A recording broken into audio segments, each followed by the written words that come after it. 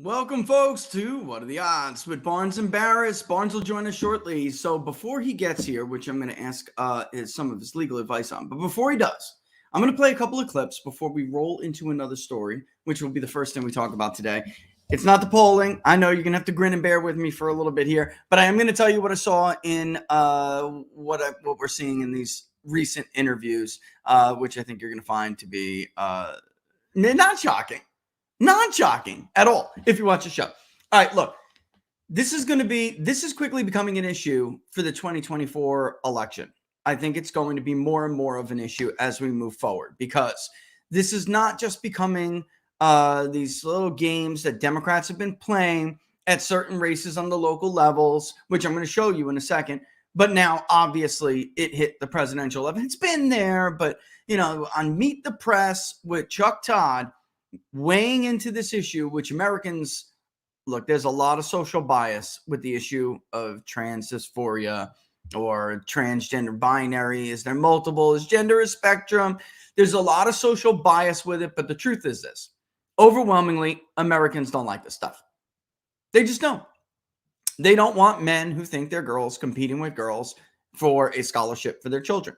They don't want to see men who think they're girls compete with girls in the Olympics. They don't want to see men who think they're girls drink their beer, all right, and sell their beer and then tell them what bigots they are. They also don't want to see men who think they're girls get into octagons and split the heads of biological females wide open for the world to see. That's not exactly what most Americans had in mind when they thought of women's rights. So I think Chuck Todd stepped in it this Sunday. We're going to load it up. Let's play it, and we'll talk about it more after we're done listening to the clip. Let's go with clip one. There's a couple of them. Clip one, go. Are you confident that you know that gender is as binary as you're describing it? Are you confident that it isn't a spectrum? I am. You know this as a scientist? Well, there's two X chromosomes. If you're a woman, an X and a Y, that means you're a man. So there's a lot of scientific research out there. There's a lot of scientific research out there that says gender is a spectrum. Chuck, I respectfully disagree. Gender dysphoria for most of our history, all the way through the DSM-5, has been characterized as a mental health disorder. And I don't think it's compassionate to affirm that. I think that's cruelty. When a kid is crying out for help, what they're asking for is, you got to ask the question of what else is going wrong at home? What else is going wrong at school? Let's be compassionate and get to the heart of that, rather than playing this game as though we're actually changing our medical understanding for the last 100 years. I go back to this. Are you confident that you know that gender? All right, so that's the first clip, and we're going to play the other one here. But the fact is, what Vivek said is what most people think about when they hear these issues. Gender dysphoria for, and he said 100 years, but the truth is there's about 40, 50 years of long-term data on gender dysphoria. And we just kind of done what we did with the playbook for pandemics. We had one, based on decades and decades of actual science that wasn't perverted by money and interest in politics, and we just ripped it up. And now we're playing with a new one. But still, most Americans, look, are like live and let live, but when it comes to this is generally their view on it. Maybe even do feel a little bit sad for them, for people who have been suffering with this. They do not feel bad enough, however, that they're going to fall in line with the Democrat position on this issue. All right, so let's do the next one. And when we come back, I'm going to talk to you about, this is not a little thing here. This is not something Democrats have grabbed a hold of and they're going to let go of. This is something they're going to ride and die with. And sometimes, folks, there's low-hanging fruit. RFK, who is running against Joe Biden, incredibly came out against, and look, it takes a lot of courage to do that in a Democratic primary these days, came out against allowing transgender athletes to compete with the biological sex that they identify with. That is firmly, squarely in the middle of the American public. All right, let's play this one. Let me shut up. Play this next one, and we'll go. Here's a logic argument Vivek is about to make that Chuck Todd obviously did not have an answer for. Chuck Todd's doing what Chuck Todd does. He's spewing the next line that he got from David Brock, and he's going to advance it. He's going to start the week off with this, so the week is teed up for the Democratic talking points, and he was thoroughly embarrassed. What we need to do on both sides here is act with compassion, not really what makes us feel good about ourselves. Yeah. And I think that's my main issue across our response to transgenderism and to climate. It's solving the actual underlying issues rather than what allows you to signal your virtue. What makes it compassionate, though, to pass a law that denies a parent making their own healthcare decision for their kid? That's the part of this. That doesn't sound very conservative and small government to me. Well, look, there isn't a state in this union that allows you to smoke an addictive cigarette before the age of 18, that allows you to get a tattoo before the age of 18. That's a body-altering change that a kid may later regret in life. So I think it is perfectly reasonable to say that if you're after 18 years old, you're free to decide whatever you want to do. That's what it means to live in a free country. But below the age of 18, I think it's perfectly legitimate to say that we won't allow genital mutilation or chemical castration through puberty blockers. You're calling it that. Transition. What we need to do on both. All right, so there it is. So the argument he's making, some people even said he didn't go far enough, which is to say that he thought that that it shouldn't just be out. And of course, I'm saying some people. Let's just be real for a second. So DeSantis supporters generally thought, and this would be a line of attack against Vivek, who has been picking up support as this primary has gone on, as DeSantis has flaked out, and he has flaked out. As he has flaked out, there has been a certain group of the primary electorate that's just looking for a place to go. The problem is, there's just like too many lanes, right? Or there's too many candidates, not enough lanes. Because the truth is they're just going to him as an alternative for right now. While Vivek's core support, their second choice is actually Donald Trump, overwhelmingly. So I'm not sure there's like an opportunity to build a bunch of momentum there. But they thought this was an opportunity to jump on Vivek and try to squash some of that momentum and say, it's not just for children. It's evil, period, across the board for all adults. And we need to say that. Whether or not that's politically smart at this point, I don't know yet. I really don't know yet, because most Americans just knee-jerk reaction, favor rights and favor being compassionate, even though they may think this is crazy. But it's low-hanging fruit to talk about the kids, which is the next point of where I'm going with this. There have been some people who had the courage to do it, others have not, to really document all these fake crimes, or fake hate crimes over the years. And of course, it started with race, then it got into homosexuality, and now we're moving into this trans stuff. I just got done pouring through a bunch of stats that has to do with it's another country, and a committee in the parliament in another country wanted to introduce this study and just check out if the stats are correct, if the study was done legitimately. And what the left was trying to do with this study was stunning. They were trying to show you that actually trans people are the victims of attacks at greater rates than the binary gender people maybe, or I'm male, I'm female. When you really dig into those stats, what you see is that they're really abusive toward each other. All right, so domestic violence, absolutely. You should probably be separated from the rest of violent crime. So if they have issues at home because they mistreat each other, right? And one of the headlines was coming out, being trans, telling a partner you're trans gets you abused, right? Well, of course, but that's just a small, tiny share of the really trans violence that is in the domestic area. But again, those are issues of adults, folks. The kids is low-hanging fruit. I got to read this story. Full disclosure. I know these people, all right? So I knew what was going on. I just wanted to wait for the report on Inside the Numbers on Wednesday. We're going to have somebody on to talk about this in more detail, knows a lot more about this story than I do. But this has become, it went from Jussie Smollett narrative fake hate crimes to now using children with trans dysphoria for political gain. It's really that simple, which is what this article by Ryan Mills at the National Review, which I don't read often, I'll be honest, alleges. And they're 100% right. So let's just read this. Pennsylvania teachers, activists, because it's kind of a convoluted story.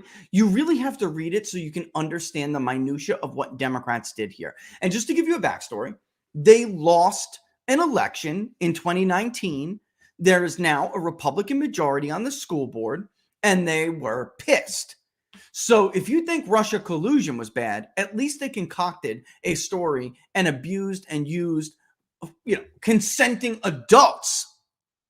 Here, they used and abused children who, if Vivek is right, are really suffering from mental disorders. And they used them to perpetrate what is essentially a fake hate crime hoax, which was not true. So let's get into it and read it. The protest outside Lenape Middle School carried on for 4 straight days last May. Young students, some drawn by the lure of free pizza, walked out of their Pennsylvania school to wave rainbow flags and chant, "Hey, hey, ho, ho, transphobia has got to go," into a bullhorn. The protesters, not just middle schoolers, but also local adult activists and high school students, held signs that read, "Protect trans kids." They called for justice for a Lenape teacher who had been suspended, seemingly for filing a complaint with the U.S. Department of Education's Office for Civil Rights on behalf of a bullied transgender student. I'm not going to tell you yet. I'm going to continue to read the story before I tell you who this teacher is.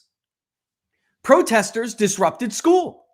A couple of adult activists who'd helped to organize the protests drove around the school surrounding their horns and jumping curbs to evade the police. By the way, this fake hate crime led to rowdy and out of control demonstrations that actually resulted in the attack of a special needs student.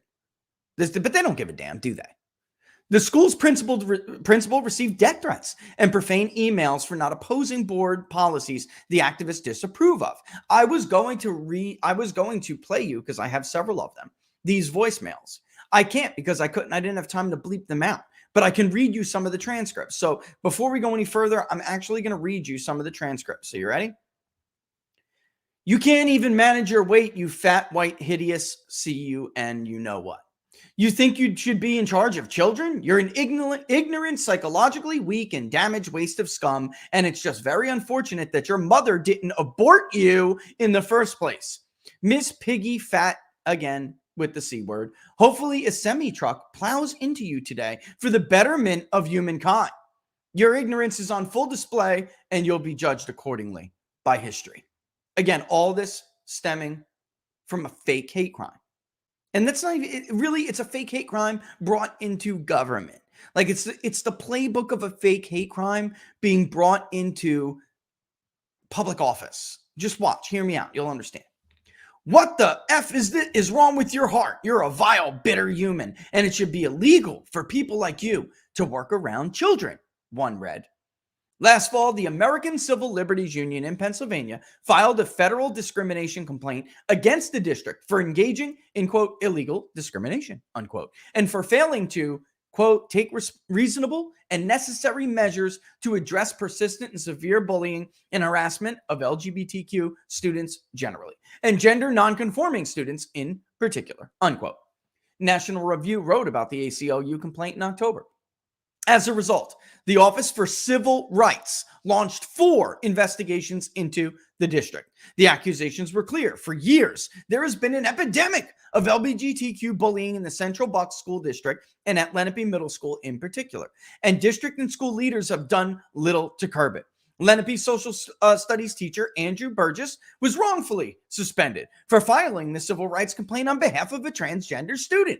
And school leaders then discriminated against LGBTQ kids who protested Burgess's suspension and district policies around topics like gender transitions and inappropriate library books. When I asked to be shown what the school board believed to be inappropriate material, ladies and gentlemen, it was illustrations of 2 boys, one wearing a male sex toy or a male genital, actually it's a female sex toy, a strap-on, folks, giving and one giving that one fellatio.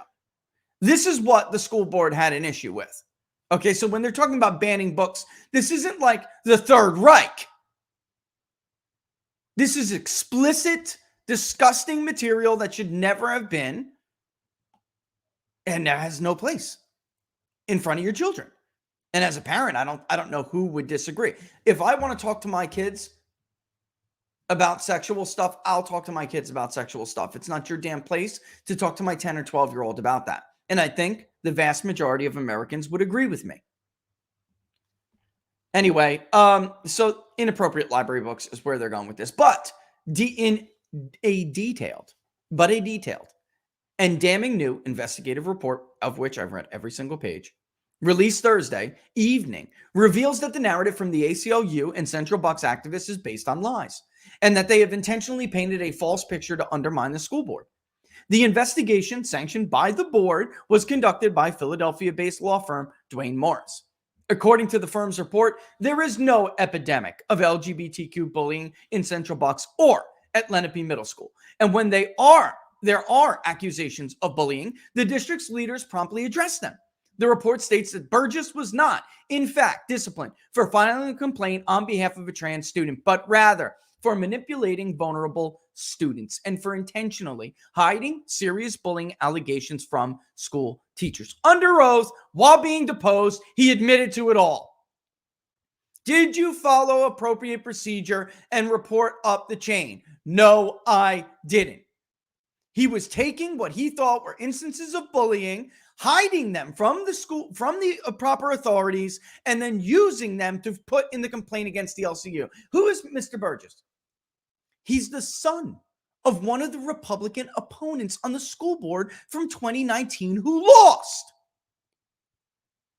A Democrat who knocked on the doors of elderly Republicans and posed as the Republican in the election, attempting to confuse old people into voting for him. This is his son. He wound up losing, but damn, it was close. It almost worked. Pissed off, his dad and the rest of the Democratic activists on the school board lost their majority. They concocted this plan and lied to the feds in the process. Even after this report was released, the ACLU smears Duane Morris. Says it's a phony investigation, a bought and paid for investigation. Folks, I will tweet the link. Read the entire investigation. Take a second because you have to realize the depths of depravity that these people, the lengths they are willing to go, the people they are willing to use, the people they are willing to hurt, including children. They don't give a damn. It's all about power. But you get them under oath and they'll admit to it all. Why? Because the email trail proves it. This was a conspiracy. They colluded. The Democratic activists on the school board colluded with a pissed off teacher whose daddy lost the election and the ACLU to lie to the feds about LGBTQ RSTUV discrimination. There is no line for these people. All, Saturday and Sunday I spent because there was I'll get into that. The investigation found that Burgess, along with some other teachers and activists, and at least one Democratic school board member, Karen Smith, who in 2019, by the way, ran in the 1st district as a Republican and won, barely, 4 votes, worked to, quote, manufacture a crisis of supposed unaddressed bullying at Lenape, close quote. That's from the report. They sought to launch federal civil rights investigations to garner negative press for the district and then to use the federal probes and bad press to intimidate board members into changing policies the activists disapproved of. And let me just tell you real quick, this is National Review, so really quick before we keep going, this is from the Bucks County Courier-Times. Even USA Today's local journalists reported on this. It's a bogus scam. It's a hate crime hoax brought into governance and attempted to be used for electoral purposes. This is what the Bucks County Courier-Times said. An estimated $1 million internal investigation into ACLU allegations that Central Bucks School Board is a hostile environment for LGBTQ students found no evidence that the district has discriminated against those students and staff. And in fact, do you know what the report found? Their bullying rates are lower than the state average. They, in fact, handle bullying better than the state overall. You think these people care? They do not. These policies, or those policies, the report states, are matters for elected representatives. Quote, but having lost the November 2021 school board election, the new minority attempted to weaponize federal investigatory resources to achieve their aims, the report states. In doing so, they exhibited a regrettable callousness. National Review reached out for Burgess for comment. Of course, no, you think you got that? In a sometimes contentious special school board meeting Thursday, and it was, LGBTQ activists and opponents of the investigation, speaking before the report was released, called the report a $1 million PR stunt. Well, the Republican majority now is calling it a $1 million lie, and it is. And all Saturday and Sunday, all of them fretted about how disgusting this was. What's disgusting is everything that they're alleging you did is true. Everything you allege to the feds is false. That's what's disgusting. And that the report never intended to be impartial. Anyone who knows the firm, Duane Morris, knows that it is a credible firm. It is clear, said one activist. Believe me, stop. I asked around. It's a credible firm. I asked around to people who don't even like the people at this firm, and they still said they are a highly respected Philadelphia-based law firm. It is clear, said one activist, that there is a problem with how LGBTQ students in Central Bucks are treated and how their suffering and obstacles have escalated over the last year and a half or so. And don't worry, Laura, I will. Quote, I know you are biased against me, against students like me, a transgender student told board members. They also attacked the investigators, former federal prosecutors, including Bill McSwan, a former U.S. attorney in Pennsylvania, and one-time Republican governor candidate for governor. Board Democrats called foul and said they were opposed to the releasing of the 147-page report Thursday because they didn't have time to read it. They received a copy Thursday afternoon. Listen, I read through that report very quickly. Within the first 20 pages, you will absolutely see Mr. Burgess's complete collapse under oath. They didn't have time to read it. My you-know-what left you-know-what. They didn't want the report released because they caved under oath while being deposed. It's easy to lie about people on Twitter. It's easy to lie about people to your friendly press. But when you actually get them under oath and behind closed doors, they tend to tell the truth. Mr. Burgess, who's mad his daddy went down, concocted this along with Karen Smith and the Democrats on the school board, and they didn't give a damn how many young kids with trans dysphoria they hurt.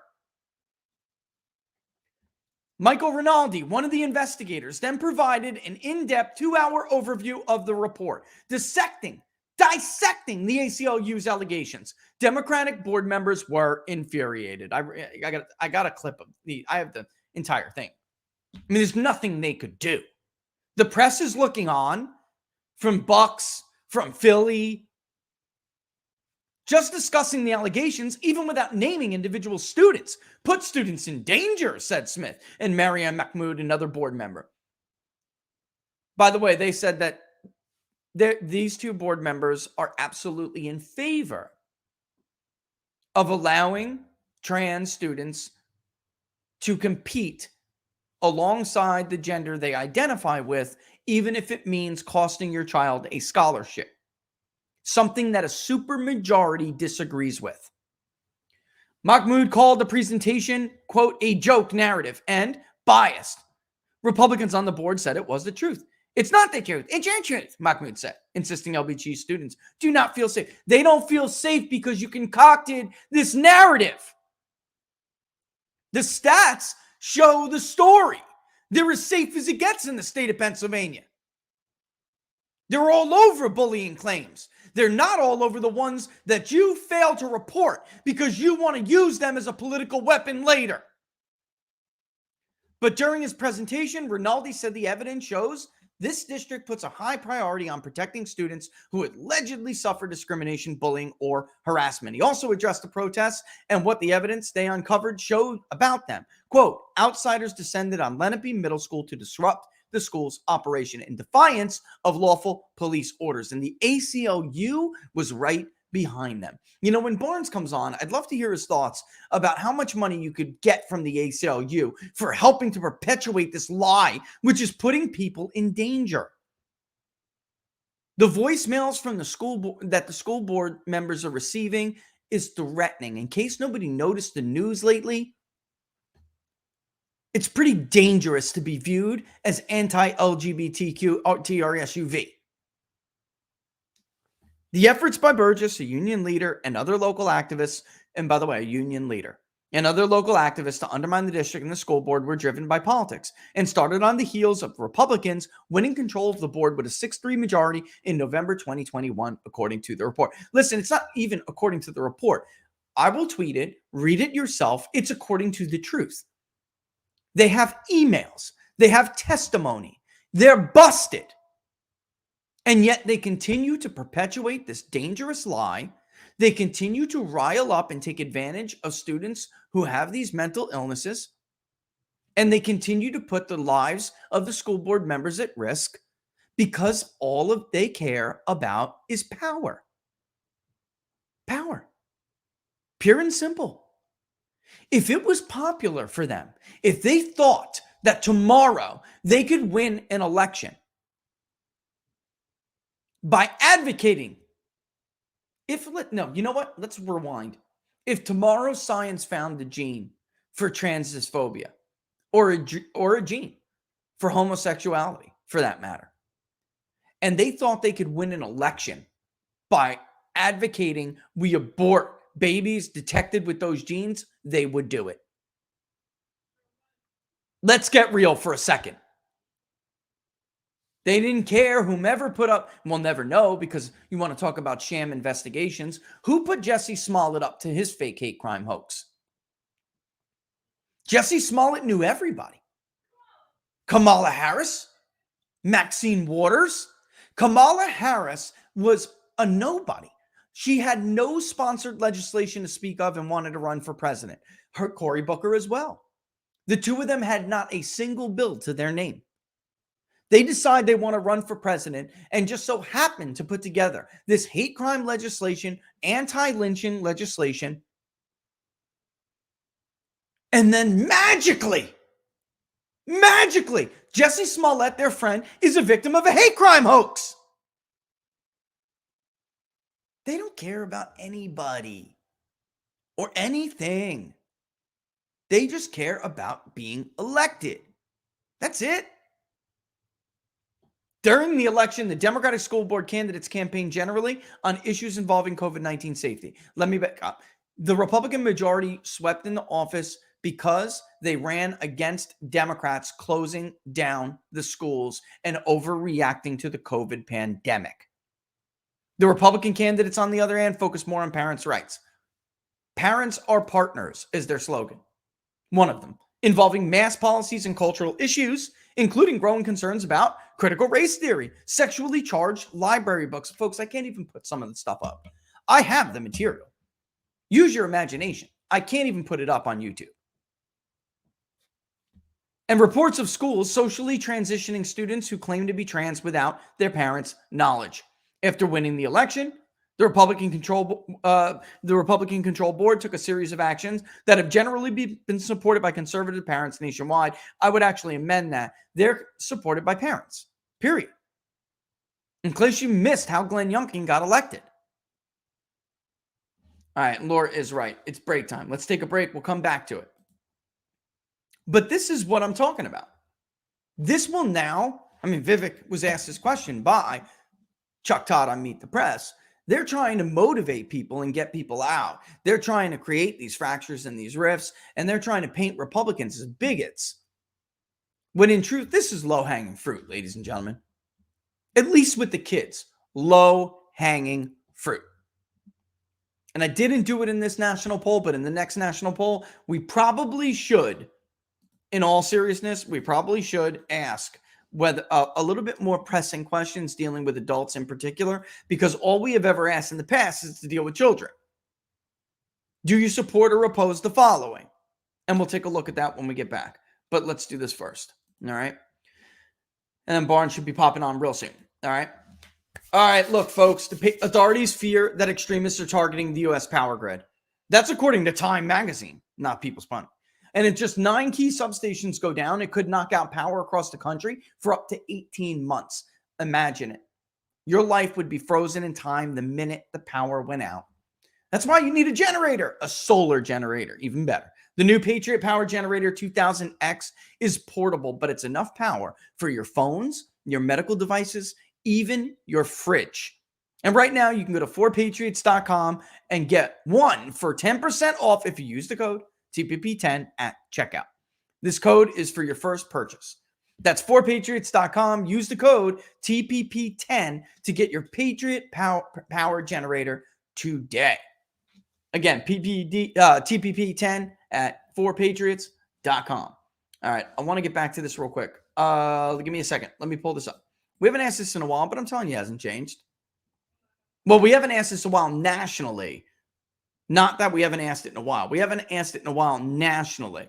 But I'm telling you, it hasn't changed because the states haven't changed.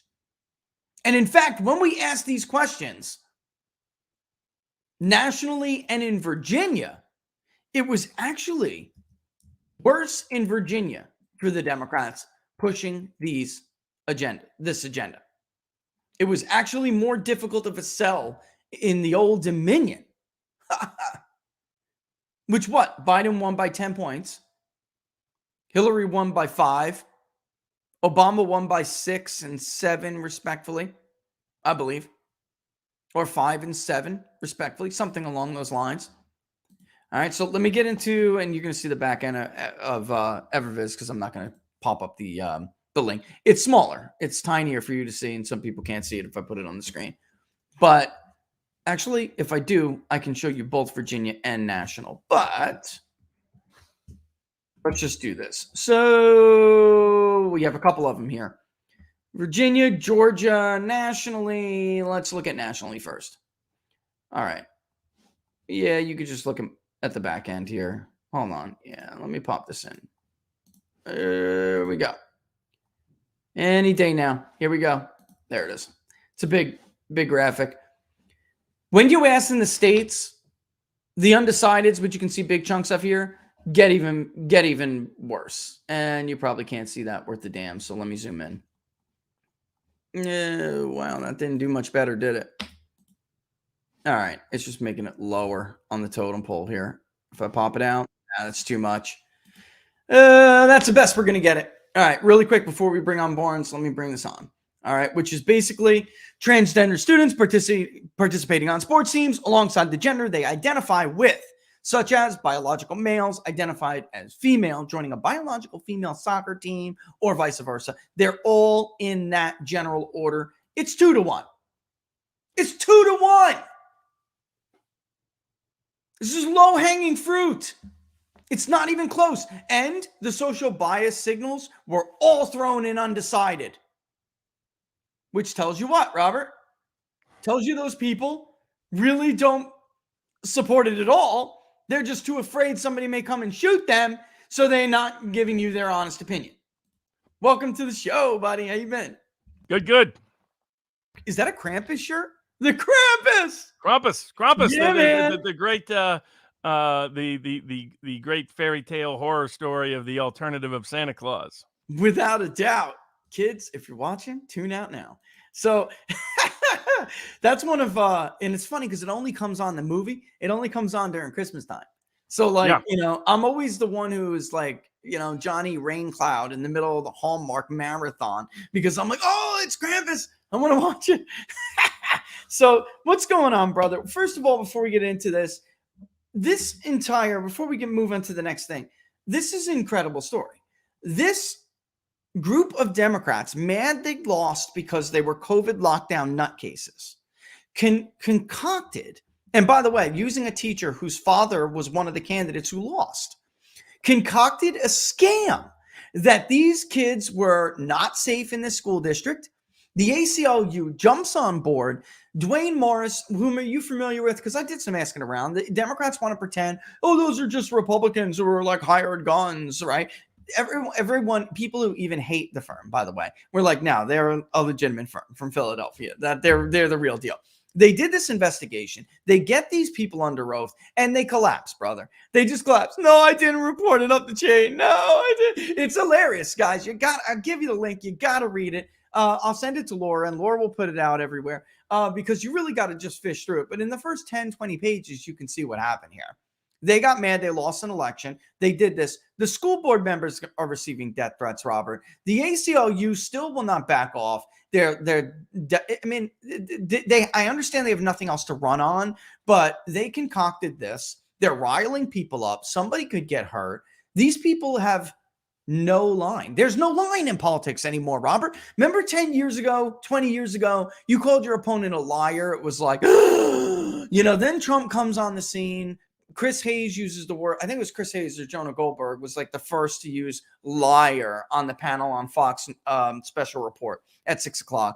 And all of a sudden, it's like from there, everything just like the lines, forget about moving. They just got erased, bro. They got erased. There's no line anymore. What do you think about this story? This is crazy. Yeah, I mean, I think it reflects sort of a broader pattern of what's taking place. I mean, I think when we look at the, there's going to be these, smear campaign efforts against anybody that's sort of challenging the mainstream narrative. We're seeing it even on people that are kind of outside the traditional gatekeeper narrative to begin with. But it's not a coincidence that all of a sudden all these people are doing hit pieces on people like Steven Crowder, for example. Right. I was like, some of these are old information, old debates, old controversies that they're regurgitating solely to try to maintain their gatekeeper control over the narrative, whether that gatekeeper control is the Daily Wire, the Blaze, or whether it's Fox or YouTube, or whether it's mainstream media, whomever it may be. And we're seeing efforts to attack any outsider that challenges that, whether it's Steven Crowder, Tucker Carlson, whether it's Robert Francis Kennedy Jr., and often it's from supposedly sympathetic sources, right? Whether it's whether it's Candace Owens being the one to go after Steven Crowder, whether it's Fox News, the one to go after Tucker Carlson, whether it's Michael Tracy, the one to go after Robert Francis Kennedy Jr. What the hell is that all about? I got to be honest. And I'm going to explain this away. I'm surprised by Michael Tracy's reaction. I mean, maybe, I don't know. He smeared me too because of Nate Silver, but I thought he wasn't that lazy, but apparently he is because he uses Nate Silver's scorecard to determine who is and who isn't a pollster. But I'm shocked with the RFK thing because he's a lefty, Robert. Yeah, I think whatever the motivations of these actors, like why does Candace Owens really care about Steven Crowder's personal life? But why is that? Other than it, she feeling the need, or she being retained, or people behind the scenes pushing her to go after Crowder. I mean, it's very suspect. Similar with Michael Tracy going after Robert Francis Kennedy Jr. I mean, the history there was it was just lazy journalism. It's like, okay, if you suddenly don't like his voice and you think that's somehow a reason not to elect somebody president, kind of insane when we have Joe Biden in the president. I'd rather have someone who have a vocal cord issue in completing a sentence than someone who mentally can't. And then jokes about it at the White House Correspondents' Dinner, and all the media's like, haha, yes, we all cover up for you. Isn't that funny? Extraordinary dinner event over the weekend. Oh my God. The media's open, overt complicity in all of this. So I think that is, part of the issue. And then, you look at, and then Fox and Tucker, it's like, why is Rupert Murdoch committing financial suicide? Yeah. Between the ludicrous settlement payment to Dominion, which made no sense at all, to getting rid of his number one moneymaker in Tucker Carlson, and then doing it in such a way that Megyn Kelly and others are like, this is bad form. This is going to hurt Fox's brand badly. And we saw it, devastating impact, in the numbers. Real data journalism is what we do here, compared to Nate Silver finally going to be out at ABC for being a fake data journalist. Yeah. Real data journalism is Fox News drops almost 2/3, between 1/3 and 2/3 on all of their primetime ratings because of the net effect of getting rid of Tucker Carlson. So this is just insanity at multiple layers and levels that make very little sense. So I think that it's the gatekeepers getting nervous about their gatekeeper control. Rumble is taking off. Crowder not only helped himself by going to Rumble, but he helped Rumble. Crowder is getting more views on Rumble than he ever got on YouTube. He's getting over 1 million views. If Donald Trump Jr., he's now heavily using exclusively Rumble. He's getting up to 500,000 views per episode. People on the left, populist left, Kim Iverson, the redacted Clayton Morris used to be on Fox News, now is more on the left. They're getting 250,000 plus views. Glenn Greenwald, 250,000 to 500,000 plus views, nightly show. And that's a much more committed audience than the Fox. For people that don't know, the average Rumble viewer watches the whole episode or 2/3 of it, of these long form episodes. The average Fox viewer watches for 5 minutes, right? So even when they get 2.5 million, they're usually getting them for one segment. They're not even getting it for the 40-45 minutes of actual broadcast time. That the only Tucker was one of the few people who's getting people to tune in all 45 minutes. Your average Sean Hannity watcher watches only 1 or 2 segments. They don't watch the whole thing. So when you look at the core viewership, your core viewership, even with the broadcasting capacity of Fox for Sean Hannity, is about 500,000 people. Well, Glenn Greenwald's getting that every single night. So, that's what's scaring them. That's what's terrifying them, is that, Crowder helped leverage Rumble, Glenn Green, and all these independent populist voices. Then Tucker was platforming populist voices across the board, often putting Glenn Greenwald on Fox, putting Tulsi Gabbard on Fox, putting Robert Kennedy Jr. on Fox. Incredible. Broadcasting anti-war messages, anti-big pharma messages, anti-big food messages. My client, Amos Miller, the Amish farmer, only had any public attention because Tucker covered how significant the case was. That's right. So, these people were breaking down the gates to what Eric Weinstein used to call the GIN, the gatekeeper institutional narrative. Steven Crowder was breaking down the gates. Robert Kennedy was breaking down the gates. So they tried to find people and sucker people who should be allied with these individuals in becoming their adversaries. I don't know how Michael Tracy got tricked, but he did. And then he lied to the world about about Robert Kennedy Jr. And some of this was easy. Like, if you don't want to agree with Robert Kennedy on a bunch of issues, I don't. Guns, abortion, oil, coal. I don't agree with him on it. But he does. But he has no problem with that. That's when he was debating Piers Morgan. He's like, I want to engage people so we can have civil dialogue rather than toxic disagreement that only services the interest of big power. But to pretend Robert Kennedy hasn't opposed big power his entire life, he's opposed corporate power from the time he was in law school. This goes back, way, way back. He inherited the very best of his father and his uncle John, President John Kennedy's traditions and ideological and intellectual inclinations of fighting for underdogs against people in power. That's who he's never been on the World Economic Forum side of even the environment issues. He was critical of them on Kim Iverson's show and other podcasts in the last several years. So they're coming after these people because they're threats to the system. And people should be skeptical when they see it, even when they see it from a so-called ally. Just because Michael Tracy lying about Robert Kennedy doesn't make it any less a lie. Just because it's Fox lying about Tucker doesn't make it any less a lie.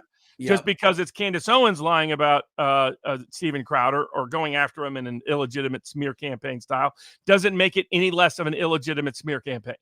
And it's not a coincidence that these three guys are seen as threats to the system at this point in time, because Crowder helped Rumble, because RFK is breaking through the whole institutional narrative, and because others are doing the same. So I think that's what we're seeing, and we're just seeing it in live time. What we used to be Operation Mockingbird, what used to be behind the scenes with J. Edgar Hoover, is just now open, out in the open, overt, and they often use perceived allies to try to discredit or shame or censor somebody. There's two things I wanted to ask you about. First, speaking of real time, the national poll we're running right now, there's clear RFK is picking up steam. Very clear. Even with all of this, we had him at 3.5%, 4% in the crowded field. Now we know people that we were asking before, we know they're out. Bernie endorsed Biden, which should be no surprise to anybody. That's why we call him Bend Over Bernie. Hillary is just unserious at this point. If it gets, more serious, we'll put her back in. Michelle Obama, I spoke to somebody who told me that that's just not going to happen. So that's out. Yeah. I've been saying for years, zero chance. No chance. Michelle Obama hates the commoners. She hates the plebes. She hates the peasants. She hates politics. She likes the power. She likes the trapping of power. She wouldn't mind being anointed queen. Right. But she doesn't want to have to deal with the people. And she didn't hustle all this time with Barack to give it up now to go back into politics. They got their house in the Hamptons. They got all these beach houses all around the world. They get to party with Richard Branson on his private island. She gets to do her little fake tour with Oprah where she tells everybody how great she is. There's no chance she didn't do that grift for 20 years to end up having to go beg to the commoners again. There's no way on God's green earth she's ever running. And I get, like, some people will push her because she's an easy bugaboo on the right, where the right will get all excited. That's right. She's just a bugaboo, folks. There's no chance she's running. This is just they wanted Kamala Harris or Pete Booty Gay to replace Uncle Joe. The problem is those people are even more two things. They're unpopular in court of public opinion, but even worse, they started to be hated by their own staff in Washington. Yep. People on both team staff hate them. They really hate Kamala Harris. I mean, Politico, when Politico can't keep back all the Kamala Harris bashing, it tells you how many her own staffers think of her as pure evil and completely inane and stupid. This is it right here by Judo Joe Black. And she knows that, by the way. She doesn't want to mess with you people. You're just a bunch of racist pigs. You're just a bunch of bottom barrel. She's not slumming with the commoners, white or black, by the way, in her opinion. So that leaves Biden, RFK, and Marianne Williamson, and then we did put someone else. All right. Yep. Biden was in the 30s with us in that big crowded field. I mean, that's his base. That told you what that's his base. And that's for other people out there. The other way you can track somebody's core base, look at their very favorable rating. Yeah. So their very favorable rating will tell you what their floor is typically. And the very favorable rate, like this was a cue that Trump was going to surge. His very favorable rating in 2016 was always really high. Yep. So like right now in the Republican presidential primary, his very favorable rating is over 50. Which means it's at an all-time high right now. In the in the morning consult poll, they have him even higher than when he was president, folks. Yes. So this is a major problem for anyone not named Donald Trump in the Republican primary. Whereas Biden, who as an incumbent should be in the 70s or 80s, is constantly very favorable rating. His very favorable rating should be at least over 50. Yeah. Constantly in the 30s. Yep. And that means there's a 2/3 vote in the Democratic primary willing to vote against him. The only question is how much of that vote can Robert Kennedy Jr. get? And this is where I think it gets a little tricky. This is what they did in 2020 when it comes to the primary, not the general. Because in the general, Biden, the biggest problem he has is that he's now like Hillary Clinton, unpopular, unfavorable. And he's actually worse than Trump, by the way. Trump has recovered, as most presidents do. Former presidents, it's just that Trump was so hated by the left. He's capped, I think, but he recovered quicker than George W. Bush ever did. He recovered quicker than so many of these other presidents.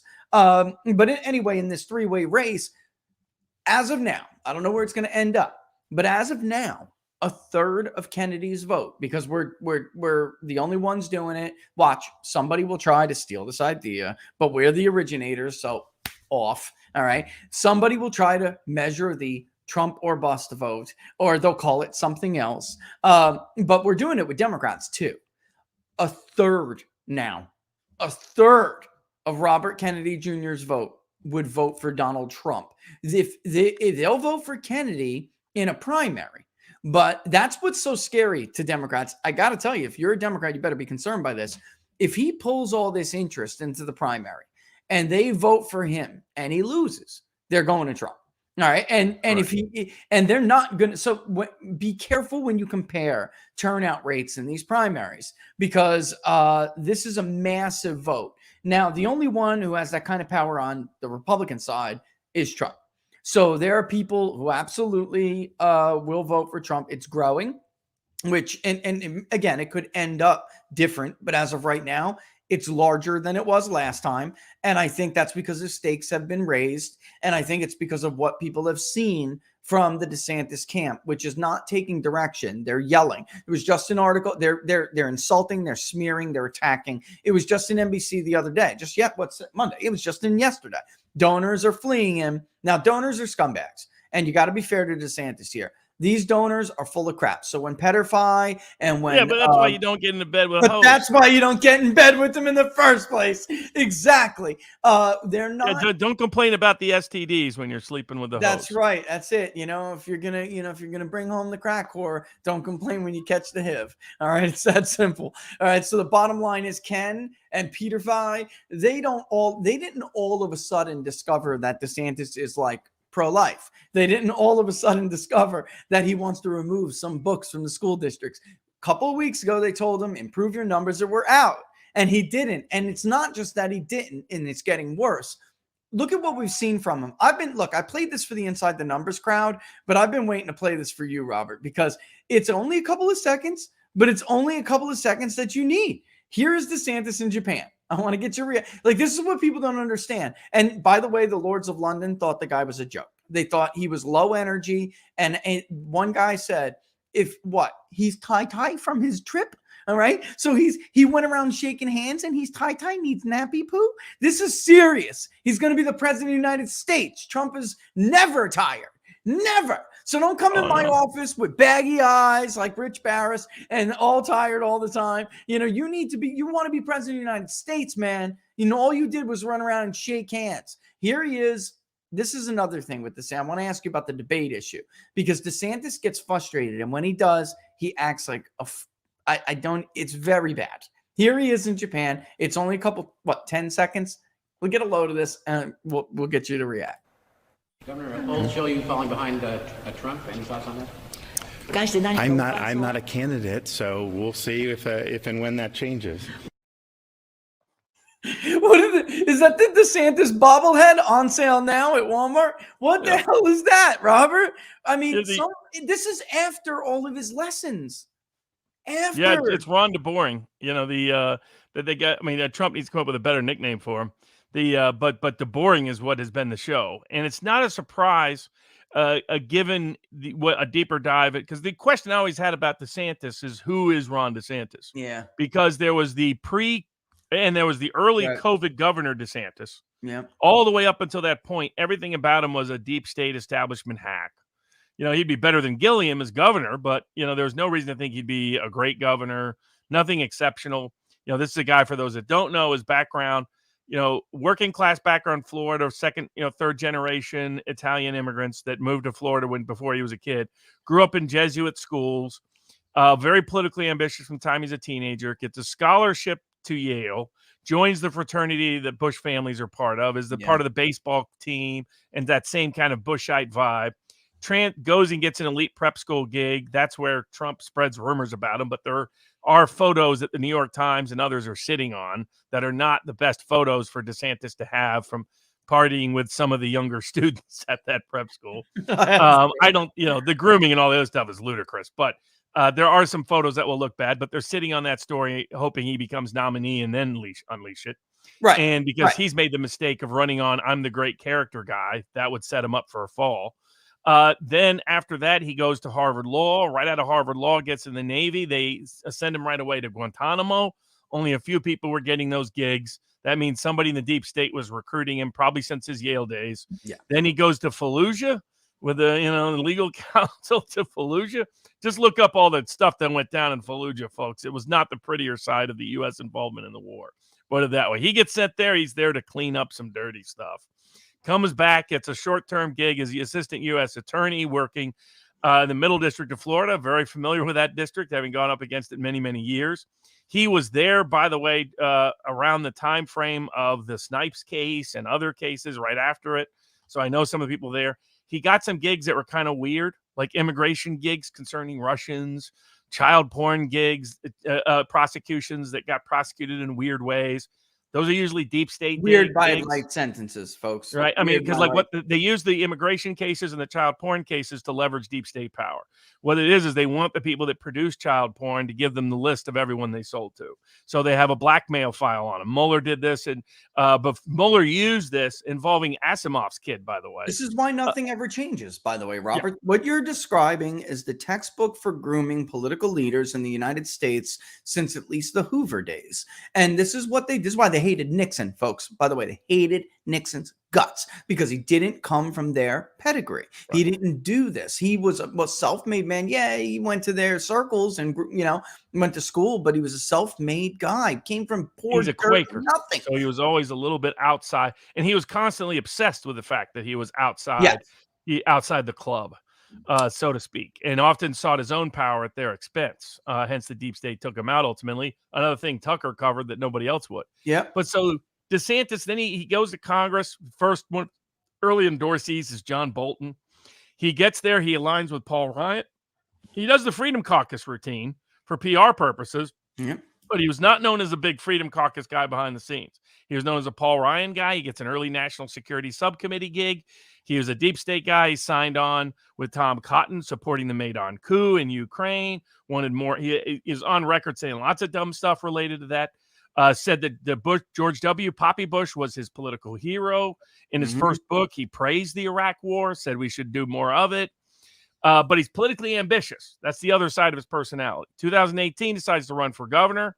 When he runs, he's behind, begs Trump for an endorsement. Trump gives it to him. That's what puts him over the top of the Republican nomination. And he runs as more of a Trumpian Republican because that's where the votes were.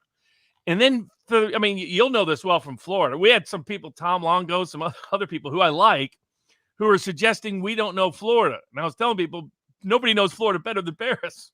These people are lived there forever. No, and it's like the idea that Florida just became Republican because I have the funny thing about these people, Robert, I have no idea who the hell they are. All right. All of these people who are pretending now they know how Florida turned red. I don't know who they are.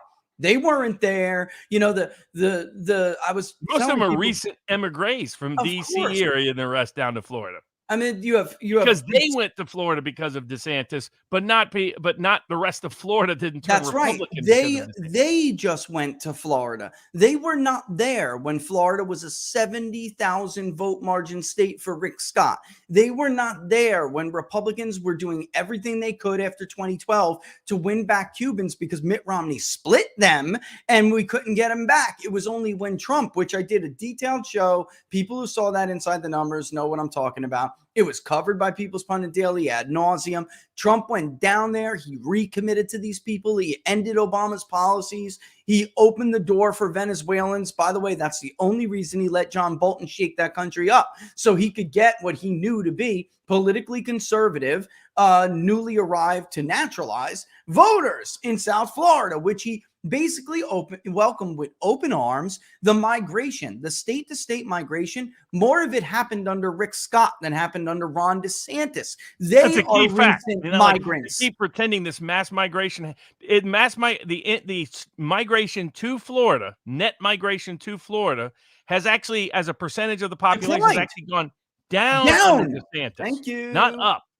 It's very easy to just take a second, go to the census, verify your facts before you open your big mouth that you have no idea what you're talking about. And by the way, it was Trump who exacerbated and finalized the trend of the Southern white Democrat in Florida converting finally, formally, and forever to Republicanism. That was done by the time Donald Trump beat Hillary Clinton because of his primary run in 15 and 16. From 16 to 18, he brought in all of these new people, many of which were not even registered and not eligible to vote for him by 2020. But he added 200,000 votes in South Florida because of what he did. Then in 2022, there were more newly eligible voters by that time. That's number one. But number two, it's a gubernatorial election. George Bush won Texas by 40 points in 1998. He only won it by like 8 in 2000. Gubernatorial elections, listen to me very carefully, folks, have zero predictive value when it comes to the president's performance in the next subsequent election. And this is something that should worry DeSantis's people and his supporters. They have no ability apparently to listen and adjust to advice. They only attack. And this is what somebody said to NBC in 2018. The entire political apparatus was telling the world the reasons DeSantis couldn't beat Adam Putnam. DeSantis was undeterred by the noise then, and he's just going to be undeterred now. He has a plan. He's going to continue to work that plan. The problem with that lobbyist, and that is a lobbyist, by the way, and if you think DC is dirty, Tallahassee's disgusting. So if you have lobbyists backing you in Tallahassee, you should rethink that. All right. But in any event, the problem with this little plan is that he's running against the guy who literally is the only reason he beat Adam Putnam. When I polled the Republican primary before Donald Trump's endorsement, Adam Putnam was up 27 points. When the Chamber of Commerce polled the primary before Trump's endorsement, Adam Putnam was up 20 points. But Trump endorsed him and swung the election almost basically 50 points, Robert. And then he only won in 18, not because he's a great candidate. Monkeying it up almost tanked his candidacy a week after he was nominated. Remember that comment? Monkeying it up. And Gillum was like, he's a racist. And that killed him. That hurt him for a second. He only won because Trump came down there 3 times in the last week and said, vote for him. I know. Just vote for him. I know. He's a good guy.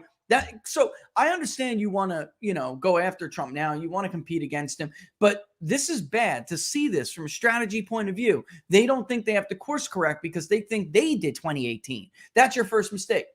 You didn't win 2018. Donald Trump won 2018. You were going to lose 2018. So now you want to apply what? Your same sit on your hand strategy when you're running against the guy who actually is the reason you won in 2018? Robert, this is madness. Madness. Yeah, so I'll break down 3 different components. First, the RFK aspect. What you reference, the overlap between RFK supporters voting for Trump in the general if RFK is not the nominee, Trump supporters preferring RFK if Trump is not the nominee. That is why the deep state is terrified, more likely the former's to occur, that RFK will not be the nominee and his voters will vote for Trump. That's why you're seeing 3 lines of smear campaigns against RFK. One will come from the media. They censored his ABC conversation, lied about him and libeled him. Unbelievable. Yeah, Piers Morgan, tried to go after him. Other people have tried to do hit pieces on him. Others have just tried to shut him up and not talk about his campaign. Notice other pollsters have been scared to poll Robert Kennedy's numbers because they know what the numbers have shown in the past as to his potential to take off fast. We were the very first pollster to poll Robert Kennedy. Exactly. Yes, you were. And so that's part one of the smear campaign will come from the 538s and the media types of the world, the fake pollsters and others. The second line of attack of Robert Kennedy, along with the coming from left populist sources to try to discredit like Michael Tracy did and lied to his left populist base about Robert Kennedy because that's his most natural audience if they know what he actually has stood for rather than what Tracy misrepresented him as standing for. But the other is you've seen an unusual number of attacks to the populist right. Like out of the blue, an old, nearly 10-year-old video of Robert Kennedy talking about the Koch brothers, by the way, but that's taken out of context.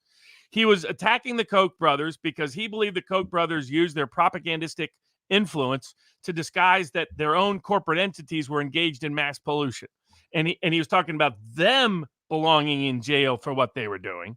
They strip it of context and try to send a message out throughout the populist right that Robert Kennedy wants to lock up anybody who doesn't believe in climate change, which is totally false, which he rebutted at the time. I want to get into that, actually. But a whole bunch of people on the populist right took the bait on it. What they should have been asking themselves is, why are they saying this now? They're saying it now because they want to discourage Kennedy's voter base from they don't want the populist left and populist right to ever unite. And they know the most likely way for that to occur is for Kennedy voters to vote for Trump in 2024 when Kennedy is denied the Democratic nomination. So they're planting the seed now of trying to prevent that. How do you prevent that? One way you prevent that is you get populist people on the right to go around bashing Robert Kennedy. So that Kennedy supporters are like, oh, Republicans are never an answer. Trump supporters are never an answer. Because you get you get the people who need those voters for Trump to be the ones burning all of those bridges. Yeah. And I've seen a bunch of people do it. And it's like, this They're is trying just, to you don't realize what you're taking the deep state's bait, and you're hurting Trump and your own cause by taking this bait of just buying into. It's amazing. I've even had my locals board. People just accept a little clip that comes to them in their feed. And it's like, you didn't ask where that what the context was, but you didn't ask, why are you getting it now? If you're doing what the deep state wants you to do, then you're probably making a mistake in what you're doing. And that's what these Kennedy critics are doing at this stage. So that's the Kennedy aspect. And then we can transition to Florida and DeSantis. Yeah, let me just, there's something about Kennedy and the environment I want to bring up real quick. And I just want to say this, that, and I can do this while we transition to DeSantis, but with the Kennedy thing, they're trying, and the same thing with this DeSantis campaign, they're trying to create a rift that is going to break the Republican Party, like Pat Buchanan broke it and created the Ross Perot coalition, and they need them to win. All right. So I am telling people who think that they're going to have it easier under Ron DeSantis, you're living, it's like weakness think, it's like loser think, to take Scott Adams. You think you're going to have it easier. So you're weak, and you're taking what appears to be the easier way out. Let me just break your brain real quick. In the battleground states, a little over 6 million women. In the suburbs that you could persuade, that's it. In those same battleground states, is about 13.5 Trump voters that will not show up for a regular Republican other than Donald Trump, million, which will happen. If in case you weren't paying attention since 2008. All right. So, and there's something, the attack on Robert Kennedy, that I was like legitimately trying to ferret out the truth here when it comes to the environment. And I remembered years ago when I was the editor of PPD, they did this story on this, and it was hidden health dangers flourish on New York's floating outhouse. And it was like not getting any play, but basically what it was, corporations, big government, this little whole thing. Looking at what Robert Kennedy Jr. calls crony capitalism, because one of the other quotes that they're not sharing on the populist right, for example, in some of these institutional media sources, that Kennedy says over and over again, I'm a deep believer in free market capitalism. He goes, the problem is we don't have it. We have crony capitalism with big corporations and big government aligning against the interests of small enterprise. Half the people he's represented in environmental suits have been fishermen and farmers. These are the small people in Hen Island. Robert Kennedy was involved in this. Ray Tartaglione, who we had interviewed for this, he was a homeowner turned activist.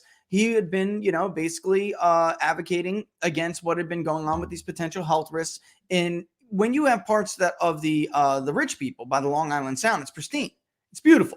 Right. But then you had this place called Hen Island. Right. And if you're Ray and you're, even people down below the food chain of Ray, you're getting all these issues with mosquitoes and other health issues. There's waste that's just littering their area of Long Island, while the rich have this beautiful, pristine shoreline. Robert Kennedy was not coming, and because I was trying to remember how he handled this. And I went back and I looked it up, and people can go back and read this on People's Pundit Daily if they want. It's titled Hidden Health Dangers, Flourish on New York's Floating Outhouse. The rich were literally dumping their for the poor, and they want their area of the Sound to be beautiful for them. But for all of the people below the totem pole, they literally wanted you to live with their shit. And it was causing obvious health issues, but there were also problems with these mosquitoes who were like, all over the shit and then all over you in your backyard. It was disgusting. And Robert Kennedy did not come across this as like, this is some kind of like left-wing environmental climate alarmism, anything like that. He simply was talking about how the rich were literally dumping their waste on the poor.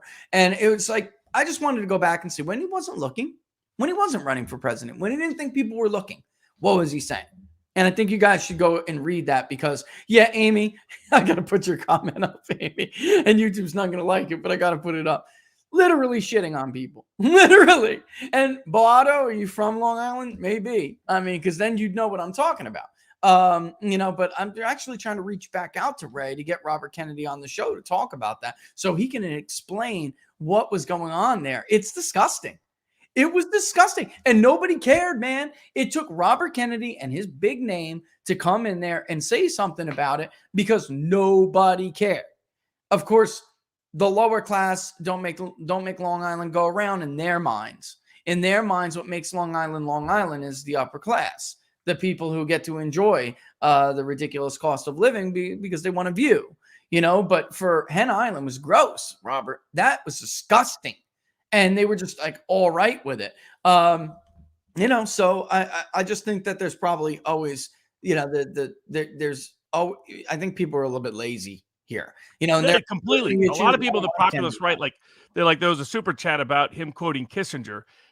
You really have to have been completely asleep to not know Robert Kennedy Jr. has been one of the biggest deep state critics for 40 years. You just have to have been asleep. He's quoting Kissinger because Kissinger was a realist. I quote Kissinger. There's aspects of Kissinger that are applicable to geopolitics.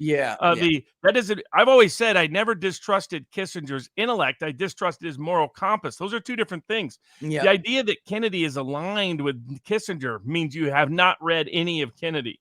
This goes back to 74. He was critical of the deep state for overthrowing Allende. Ironically, Robert, that ironically criticizes his uncle. And because Kissinger was not one of the best and brightest, and talking about the worldview that they held. The best and brightest were neos and who believed in symmetrical. He's been on the opposite side of Kissinger on almost everything. His point is that he'll quote anybody that might have a pertinent point to make about geopolitics. He's not a Kissinger Kissinger's more He's been a Kissinger critic for almost 50 years. So Robert Kennedy criticized Allende, overthrowing Allende in Chile. He criticized assassinations before the Church Committee unveiled it in 1975. He opposed our Pakistani policy that was unleashing jihadi terrorism. That was actually goes back to Saudi Arabia and Pakistan in 1979. The guy criticizing it at the time in 1979, Robert Kennedy Jr. In 1991, one of the biggest, most prominent critics of the first Iraq War. 1999, critical of the Bosnian War. 2001, critical of 9/11, said it was being misused and abused. Critical of one of the only Democrats to be critical of the Patriot Act as a mass surveillance act. 2005, criticizing Iraq War #2. 2009, criticizing Obama for staying in Afghanistan. 2014, criticizing Obama over Syria and Libya. 2018-19, criticizing a whole bunch Libya of state was a big one. 2018, he writes the book American Values, pointing out that the deep state is responsible for the assassination of his father and the assassination of his uncle. So if you think Robert Kennedy is secretly on the deep state side, you're delusional and need to check yourself into an asylum, the same one that E. Jean Carroll belongs in. What do you think Robert about Kennedy Dale's... Jr. is the biggest high-profile Democratic critic of the deep state and national security establishment for almost 50 years, and he holds them personally responsible for killing his father. I got to tell you, Dale, I think this is risky. I see your logic, but what do you think about this, Robert? DJT, Trump needs to quietly push RFK Jr. in the primary, and that's fine. But then encourage he'll never run as a third party. Robert Kennedy Jr. I will never run as a third party. Trump. That could hurt Trump, and he'll never do it anyway.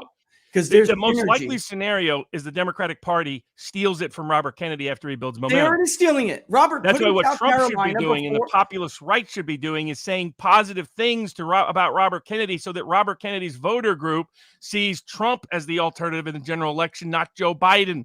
And they're getting suckered into not doing it, and it annoys the crap out of me to see people who should know better taking the bait. And it's like the way the deep state tricked the populist right into whoring for their policies during the Cold War.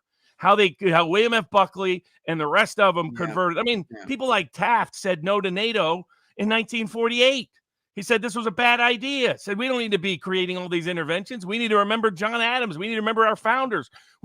Robert Kennedy Jr. quoted, "We don't go overseas looking for monsters to destroy." He was the first presidential candidate to quote that in forever. That's true. And people are saying, oh, I think he's really for the deep state. You got Michael Tracy saying, I think he's a Hillary Clinton-style Democrat because he has 4 tweets on Russiagate over 5 years where he's just commenting on other people's articles. By the way, the one that Michael Tracy put up was Robert Kennedy Jr. just simply relaying what it said. He wasn't making a comment. That's what most of them are. And everybody did that. They're saying this, they're saying that. It's like, okay. Newt Gingrich did worse than that. Newt Gingrich told everybody that Robert Mueller was Republicans. Ted Cruz at key times did worse than that. Tom Tillis. Josh Hawley at times took the bait on that. John Cornyn. Tons of people did. Can we go on and on? I have no doubt where Robert Kennedy stands. Don't worry about thinking about him as a general election candidate until you face that. The natural dynamic is to say positive things now so that we can reach into his you voter take group the to voters. support the populist cause in Yeah, the general yeah. election. And that's why the deep state will use a bunch of idiots, nitwits, and hacks to try to undermine that potential coalition now. Don't take the bait on it. Focus on where we agree with Robert Kennedy, not where we disagree with Robert Kennedy, because he is a great voice on COVID lockdowns, a great voice on deep state, a great voice on foreign policy, a great voice on corporate capture, a great voice against crony capitalism, conspiracy theorist, but a great voice pharma. on digital currency, opposing digital currencies, opposing inflationary policy, opposing the Fed. I mean, it's like check, check, check, check, check. And how What many about good guns, policies though, he has. Robert? A lot of conservatives, they're concerned over Kennedy. And again, I'm with you that it's not about the general election, but they're concerned with Kennedy. Worry about that then. If we get there, that's a great choice. If our choice is Kennedy or Trump, then America wins and the deep state loses.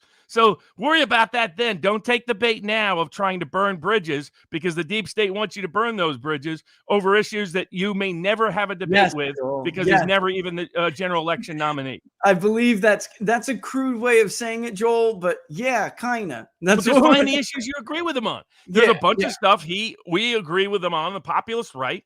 Promote that side of it, because that gives you a bridge. This is what Trump did with Bernie Sanders. Look at 2016. Trump already wrote the script on this. He kept complimenting Bernie about trade policy. He goes, Bernie's probably a commie, but he's right on trade. He said that at almost every speech. Why did he do that? Because he knew he needed Bernie voters in the fall. And he wanted just a portion of Bernie voters, the working class voters, particularly working class male voters, to say, hey, remember, Bernie's saying what you like on trade, and I say that. I'm the only other guy who says that. So embrace the Bernie alternative to Hillary, because I'm the only one who's an alternative on that come the general election. Think of all the issues where Trump and Kennedy agree, or where Trump should agree, like the vaccines and some other areas, and highlight those, because that gives us the best chance of a populist left-right coalition in the general election. Robert, that is the reason why Trump outperforms everyone in rural areas, because he took Bernie's rural coalition. From between 16 and 20, he literally took them all almost. Even Nate Cohen from the New York Times admitted that. When we started looking at the primaries for the Democratic nomination, all of a sudden Joe Biden was like doing good in the areas that Bernie did well in against Hillary Clinton. And that's because all of those trade voters, and remember, Bernie had an A rating from the NRA back then. All of those Bernie voters gone. They went to Trump because Bernie once was against illegal immigration. The wages are depressed for working Americans if you allow illegal immigration like this. And he would talk about trade. NAFTA was dumb. It was stupid. It hurt America. By the way, folks, you want to see how bad NAFTA hurt America? There's this. You ever see Narcos Mexico? Narcos in general, man. And then research it yourself and you will see Escobar, the Cali cartel, the Mexicans who were trying to get to be as good and big as Colombian cartels. They loved NAFTA. They were like, boy, Americans are stupid. This is going to make us a ton of money. SA. That's right. And they just, they loved it. Alex, Felix, I'll be right back. I got to grab something. Yeah, again, and Felix Gallardo. Oh my God, they were just dying for NAFTA, and that's what happened. And what was his name? They called him the Lord of the Skies. Made it. If it wasn't for NAFTA, he would never, after the fall of Felix, would never have been able to do that. Let me just bring up, what basically we're talking about with RFK is instead of falling for the. Okay, there's two outcomes here. Let me put it this way before Robert comes back. Between a divisive primary that Republican consultants and donors want to have because they want to make money, and donors want to spend money because they hate Trump. The mega donors, they hate Trump. So, and they're afraid of not having access if Trump becomes president again. Donors always think about access. Don't buy them when you read them in the NBC and Politico and they're talking about principles. They don't have any principles, all right? It's a load of crap. Just don't even take it with a grain. Don't take it at all. It's just not true. All they care about is access and being able to have influence and push candidates. And if it's Trump, they're going to be blocked out from the White House, or at least they think so, and they won't have a say at the table. That, of course, is probably not even true because Trump is a deal maker and he brings everyone to the table. That's who he is. But The consultants, they just want to make the money. They don't care if they build the get out the vote operation that's needed for this election in the future for Republicans. They don't care about that. They're going to make money, $30 million regardless. And that they're going to make that regardless of whether Ron DeSantis by the end of this even has a political future anymore. I can't wait. I'm going to save this part for when Robert comes back. But this can go two ways. With the divisive primary, they could basically destroy a part of the Republican Party, fracture it off like Pat Buchanan, only worse, way worse than Pat Buchanan. Pat Buchanan broke a piece of the Republican primary vote and later the general election vote off. And it later became just part of the Ross Perot coalition. There's some similarities here when we're looking at RFK. Not all of those Republican voters agreed with everything Ross Perot agreed with. And also not all of Ross Perot's voters agreed with everything the Republican Party stood for. So Ross Perot was very populist, did not believe in tax breaks for corporations, things like that. He did not believe in cuts to the social safety net unless it was absolutely necessary. There were a handful of working class items that the Republican Party basically had forsaken. So they lost those voters for a decade. And it was only until George W. Bush ran in 2000. By the way, he ran as an America First candidate. We cannot be the world's policeman. George W. Bush, 1999 through 2000. That was appealing because only Ross Perot said things like that. And Pat Buchanan said things like that. Republicans by that time had been full-blown almost neocons and not the Reagan Republican Party at all. So that was out the window. So that's option A, because you could have a divisive Republican primary, and that's what we're going to see happen.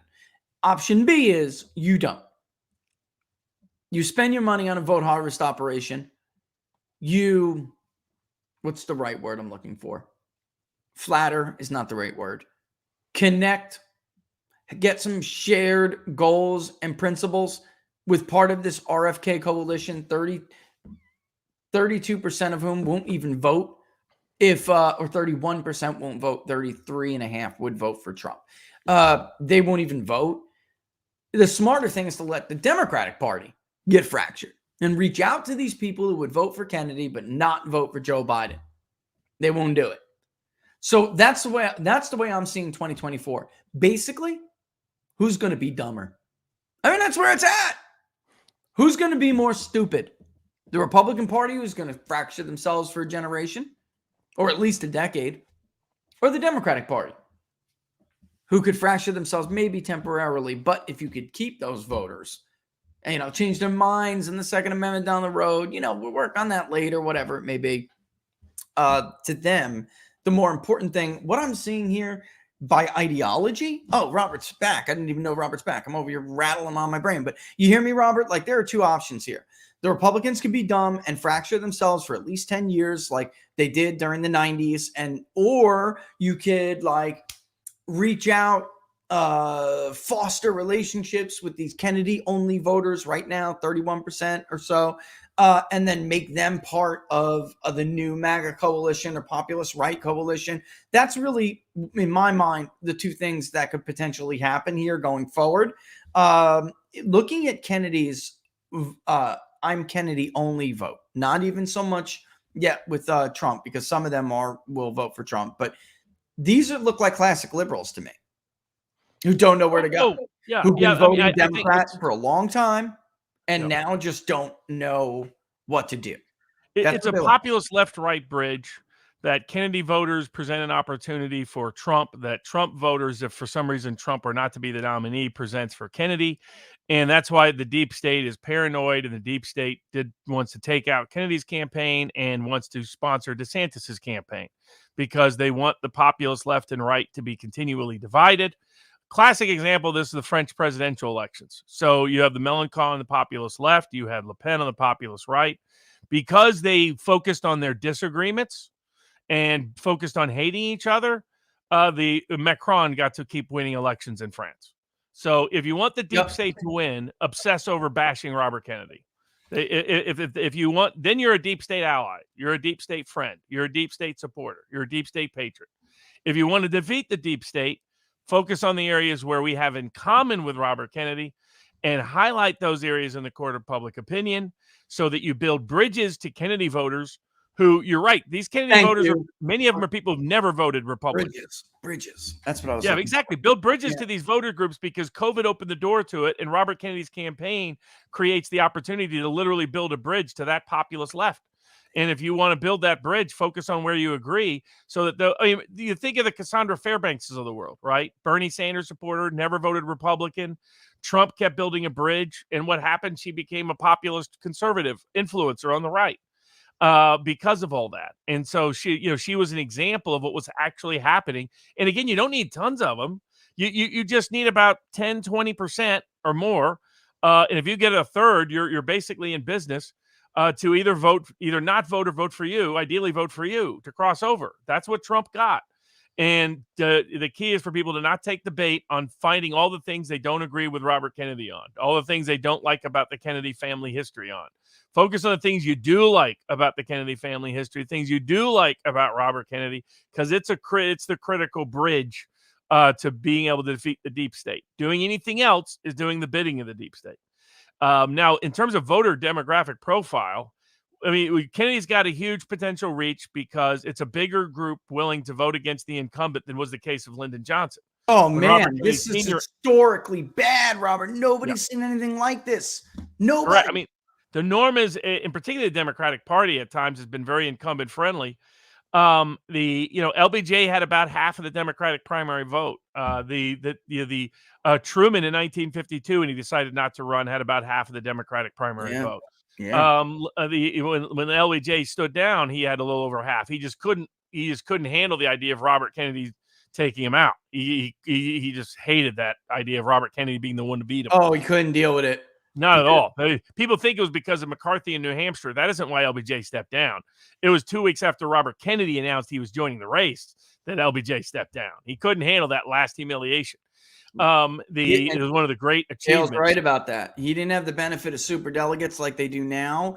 They're going to fix the Democratic Party to screw Robert Kennedy. South Carolina Jr. in front of Iowa, which makes it even more insane for people to be obsessively bashing him at the moment on the populist right. It's like it's purely self-destructive. You want to win New Hampshire? Yeah, exactly. That's a perfect opportunity. Biden doesn't want to even allow anybody to compete in New Hampshire. Kennedy's going to run in New Hampshire, so there's going to be added reasons for New Hampshire people to be mad at the Biden administration. Oh yeah, great chance. That the Trump side knows, the populist side knows, is to advance Robert Kennedy's campaign. There's no other strategic alternative. The key is in terms of how well he does in the voting. Here's his big advantage. He's got three big advantages. Number one, Joe Biden his floor is around 30 to 35%. That is the worst base in the history of incumbents running for re-election. Terrible. So you got about 2/3 of voters wanting someone else, willing to vote for someone else. So he's got a big potential pool to pick from. Some people, like Trump in 2020, there was about 10% that were willing to vote against him. Big difference, as Walsh found out in that humiliating disaster in Iowa, where he's begging people, "Please give me 1%, please give me 1%," and they're all laughing at him and making fun of him at the caucuses until he went for his tail between his legs and ran away. So Biden just the opposite. The second aspect is very little competition. Biden has cleared out the competition. Nobody's willing to run against Biden. So Marianne Williamson's not real competition for Robert Kennedy. It means Kennedy is the only alternative to Joe Biden. And third is the group of people most unhappy with Biden overlap with Robert Kennedy's strongest potential appeal audience demographically. It's working class voters and women. But Biden is almost only popular with professional class men. Yeah. That's so true. And that's a group, by the way, that hates Robert Kennedy Jr.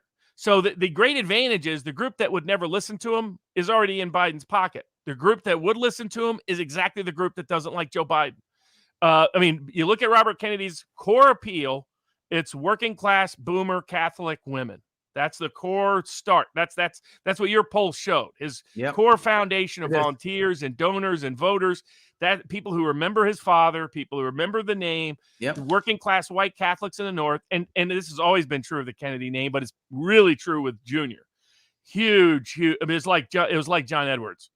women, particularly over a certain age, just love the guy. What the hell is going on with her? Listen, this idea like Republican women don't like Trump. He's killing this. And by the way, that was Jesse Kelly. Hey, Jesse, you're hanging out with the wrong people. Dude. He's like, I don't know any independents or women that like that like Trump.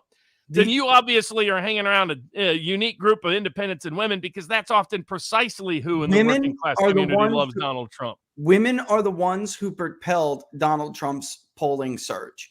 Absolutely. In particular, working class women of a certain age, women that like, put it this way, there's a reason why Alex Jones once made the joke to me. He goes, man, Barnes, I was a kid, I was a young, attractive guy, and, but women, not easy to come by. He goes, now I look like a silverback gorilla, and I can't keep them off of me. It's classic Alex Jones. But why? Jones is your uber masculine guy, right? Yeah. I mean, he's the Senate with the voice, the look. He's the physical demonstration of masculinity. And why that first brought in as a base working class men like it did for Trump, the second group that comes in not long after that are working class independent women who like working class men, who like masculinity, who don't want Brooklyn-style soy boys. Yep. They want real men, and there's a natural attraction. It was like the way women used to describe Bill Clinton in 1992. They said, Poppy Bush is the husband they know they're supposed to marry. Bill Clinton is the guy they know they're not supposed to marry, but they do it anyway. They can't help themselves, right? That's how they described it in focus groups. Yeah. But Trump is that times 10, right? I mean, there's a reason why the affair legacy is what it is with Trump. Trump's a charmer. Trump walks in, and there's a reason why he's a long list of models. Which is that's why at least if they were going to get people to accuse Trump, find somebody that's at least attractive. Not somebody that's a paper bagger. Not somebody you got to put a paper bag over the face. There is no chance. There is no chance that happened in the department store. No chance. None. Not with that. That was Trump's first response. He was like, "What? Her? I don't think so." Earth At least I think that's what he was most insulted by. He wasn't insulted by the assault allegation. He was saying, "You think I wanted to bang that? You're out of your mind. That's a disgrace. That's a personal attack. That's an ego insult." So you're crying out loud, Robert. You don't. And look at, even if you're going to be unfaithful, there's no way you're going to be unfaithful. No, I mean, Trump was Trump is a with look. That. I mean, Trump is. Model. You got to be top 10 model, or he's not interested. Trump judo, just a treat. Trump gets nothing but 10s. There is zero reason. That's who the guy is. That's what drives him. That's his ego. He's also never been an assault guy. He would find that horrible. He's a charmer. He wants to try. He thinks every woman in the room loves him, and he wants to charm them. And he wants to he'll be crude about how he describes things with other men in the locker room, but not with women. That isn't Trump's reputation for many years. That's why it never hurt. The Billy Bush tape never really hurt him with women, because the truth is everyone kind of knew who Trump was, and the fact double fact is that women are really not. Come on, ladies. We got a lot of ladies to watch. There's a whole bunch of OMG. I can't believe they say those kind of things. You girls can be pretty naughty. All of that was nonsense. The only group that was going to hurt the Access Hollywood tape was mothers of young boys. Because they would be like, I don't want them to emulate Donald Trump. Right, that would be it. It wouldn't be personal offense at the conversation. But so you look at Robert Kennedy's base. I met Trump a few times in L.A. My profile pic is real. He was a gentleman. Oh, he always is. He wants you to love him. He wants to seduce you. That's Trump's modus operandi. He gets a huge thrill out of it. That's who the guy is. Even if he's not going to do anything about it, he wants to think that he could do something. To know he can. Yes, that's who the guy is. Now he truly does love Melania. That's always been a very unique dynamic there. But but Trump is Trump. But the Robert Kennedy Jr. huge appeal with women all the way back, particularly of a certain generation. So and that's the group that doesn't like Biden the most. So that's why he has a very high ceiling. He could actually beat Biden in a bunch of different states. Oh yeah. The question is, can he break through the Black and Mexican American working class? Well, they don't like Biden. Biden has never had strong appeal with them. He needed Obama and the Clyburn political machine to deliver for them. and they're still not happy with him. And this was the exact same open question of his father's campaign. Could Robert Kennedy Sr. Actually break through the big urban political machines, the big union political machines, all of which opposed him? All the big urban mayors opposed Robert Kennedy Sr. in They were 1968. worse back then. All the big unions opposed Robert Kennedy Sr. in 1968. All the big political machines opposed him in and they were a lot more powerful, frankly, arguably in 1968 than they are today. That's what I just said. No doubt. No doubt. And yet Robert Kennedy Jr. broke through with all three. That's what California was all about. He broke through East LA. He broke through in the Central Valley. He broke through in Compton and in South LA. He broke through in all the working class areas. So while there isn't as many white working class Catholics voting in the Democratic primary today like there was for his father, which is a hurdle for him, if he can repeat his father's 68 campaign, he can give Biden a complete run for his money, which will utterly shock them. I mean, the betting markets were putting him at like 100-1 to win the Democratic nomination. And I put out at the time, we put out way back to transition into DeSantis. And I'm putting up political betting reports at sportspicks.locals.com for those that want to gamble and bet on politics. I'll have monthly political betting reports on where to bet. But one of the bets we talked about months ago was we said short DeSantis. Remember when DeSantis was at 50% and higher than Trump in the betting markets to get the Republican nomination? We said that was insane. Now he's all the way down to the 20s and sinking like a rock. I would still short him. Because if he's smart, he won't even run. He's not in I don't think we're going to have him in the 20s anymore. We were the first ones to say he's going to fall below 20. Then I think it was Reuters Ipsos that put him like 18 or 19. And now Emerson has him at 16.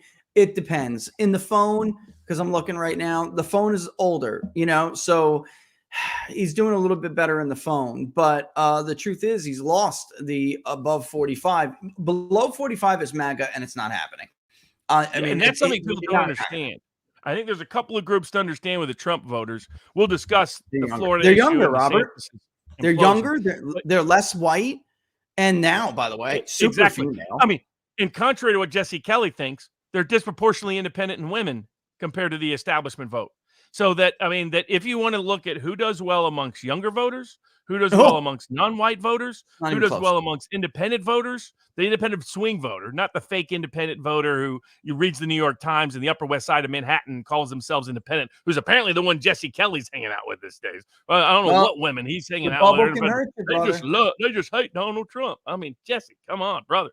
Hanging out with maybe the women that Bill O'Reilly likes to harass. I don't know who he's harassing now at the first. Now that he's gone from Fox, but I mean, that maybe that's who Jesse's hanging around with. But Trump does better than any other Republican with young voters, with non-white voters, with certain working class women voters, and working class independent actual swing voters. Swing voters, as in they may not vote at all. And voters that have voted for Obama and then turn around and voted for Trump. The real actual swing voter, not the unreal persuadable upper middle class suburban voter that's not really a swing voter. These are the voters that are the real swing voters. He overachieves with all of those, and that's really underappreciated.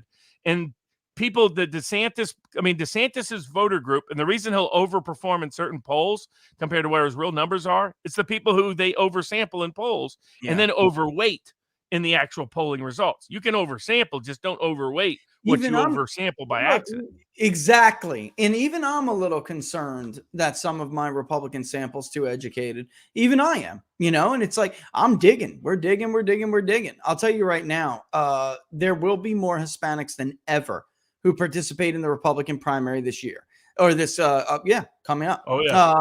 It's going to be astonishing when we get to Texas and elsewhere. We have Hispanics who told us they voted against the Republican congressional candidate in 22. They are voting for Trump in the Republican primary, changing even registrations to do it if they have to. But many of them are independent. The independent states are going to hurt DeSantis, not help him. They're going to hurt him because what DeSantis needs is older 4 out of 4 Republicans in closed primary states. That's the only way he can win some of these states. I understand he's got Terry Branstad organizing for him in Iowa. I don't think it matters. By the way, that happened in 2016, and Ted Cruz still needed a dirty trick to beat Donald Trump in Ohio. And that's not the same Donald Trump. Donald Trump never had the commanding lead with these demographics or nothing like this, because the demographics are different now. And he never had the commanding lead that he has now. I mean, look, even the 4-year college degree, ironically, post-grads went for Trump in our poll last time, but they were low. DeSantis' sole base was a 4-year college degree, urban suburban voter who makes over $100,000 a year and is over 45. Basically, they're your old Fox base, audience base. Yes, right. You're affluent white country club conservative. Yes, and that's it. He's losing every other group. That's why he's losing in his own state. And the key groups we need to win in the general, he does terrible with. He does terrible with working class independents, terrible with working class women, terrible with non-white voters, terrible with young voters. And Mark Mitchell from Rasmussen just texted me. When we say that a demographic is suspect, so it looks like Ron DeSantis is doing better with them or something in a general election or something like that. When we say they're suspect, it's because they don't know who Ron DeSantis is. And when the rest of these undecideds decide, they're going to decide for Biden. And all that you're going to be left with is the ability to get out a vote that only Trump has shown the ability to get out. If you don't, you're going to lose. And it really is that simple. And unfortunately, a divisive primary, Robert, makes it more likely that Trump can't claw back some of these people from like that he lost in 2020, even though he'll still get that other chunk of vote. So what he absolutely needs is, this, Javier talking about, I really do at this point believe Democrats are going to harvest 90 million votes for Joe Biden. I really believe regardless. I mean, I've seen people who think that Fetterman is brain dead and yet still voted for him. And why? Because a union activist ended up on their doorstep and said, give me your ballot. And they said, all right. So that's what Republicans need to turn to, which you and I have been saying for months and months now, having a hard time convincing these idiots, don't waste your money on a primary. You were going to, if you don't like Trump, fine. Just use Trump's name to build this operation that you can then use when Trump's gone. To win elections, you care about access so much. All you're doing right now is setting up to spend hundreds of millions of dollars on an election you're going to lose, and you're going to have no influence anyway. And this is where you're headed. I mean, so the best thing you could do is just not create the Paul Ryan rift to try to break a chunk of the party off to go to Democrats. Just unify. If you really care more about the country than yourself, then just unify. But this is the problem we're running into right now, because there's only one man who has the chance to hit 90 million votes. There's only one man. That's it. You're not going to hit it if almost 14 million voters say, you know what, you screwed us. I'm staying home. That's what's going to happen. Yeah, I got to tell you something, because I found this out a couple weeks ago. I spoke with somebody who the DeSantis people were trying to get to endorse him because they felt that it would be a gravitas candidate or gravitas endorsement that DeSantis needs. And they need a high profile Trump supporter to stab Trump in the back and vote for and endorse them. They have these people convinced, Robert, that DeSantis will be irrelevant if he waits. And that by the time, and they also think this, which you're going to laugh hysterically at. They think that even if Trump loses in 2024, that Trump is going to run again in 28. And that's why it's like, why wait? Because he's going to run again anyway. This is unbelievable. I mean, you can't make a good decision if your assumptions are based on flawed arguments or flawed facts, things that are just not true. If Trump runs and loses, he's never going to run again. What are you talking about? He's 80 years old almost. This is ludicrous. This is crazy. To think, or he is 80 now, isn't he? I don't remember how old he is. But, there's no way. The person who is Trump's number 2, if he does, or she does her job right, will govern the country for 8 years. And you will get 12 years of MAGA. Instead, you are threatening to crack 15, 20% off of the Republican Party for the foreseeable future. I just don't understand. And by the way, it could be more, man.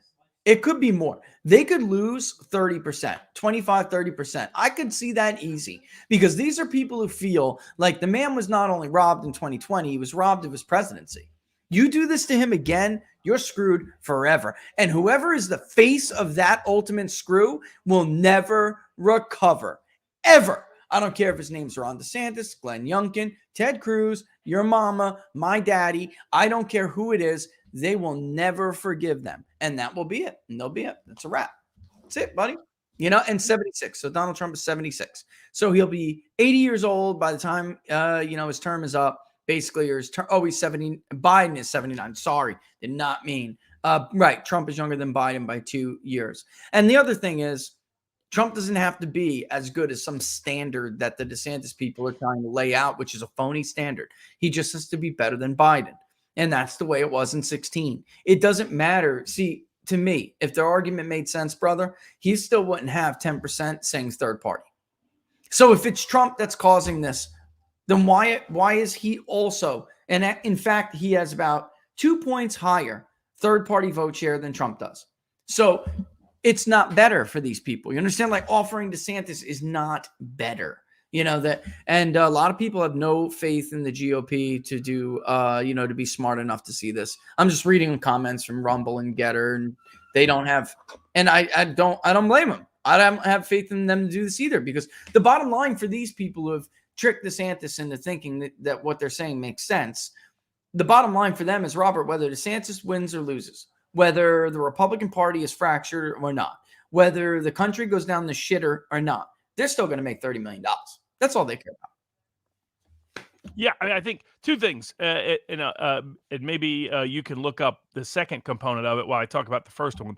I wanted to highlight two groups that you poll in the crosstabs: people that are unemployed but not looking for work, and people that are disabled. Those category of voters are critical to understanding why it's Trump or bust in 2024. And I'll come back around to them when you can pull those crosstabs. But I don't have the new ones up yet, but I could still show you the old. You're talking about from the other one? The old ones. Yeah, the old ones I think are great. But first, to wrap up on the Florida one and rebut Tom Longo and others on Florida. One, just look at the data. Look at the immigration census data. Look at the Republican voting trend data. All of that will show you that DeSantis has actually slowed the pace of Republicanization in Florida, not increased it. Absolutely. The data is overwhelming there. But let's break it down. Who's trending Republican in Florida and who's trending Democrat? And why is Florida as a whole trending more Republican than other states in the country? A trend, by the way, that also long predated DeSantis's election. In fact, it helped bring about DeSantis's election was these trends. First, you have the working class whites of the North, the old Dixiecrats, the old Dixie style, the redneck Riviera, North Florida.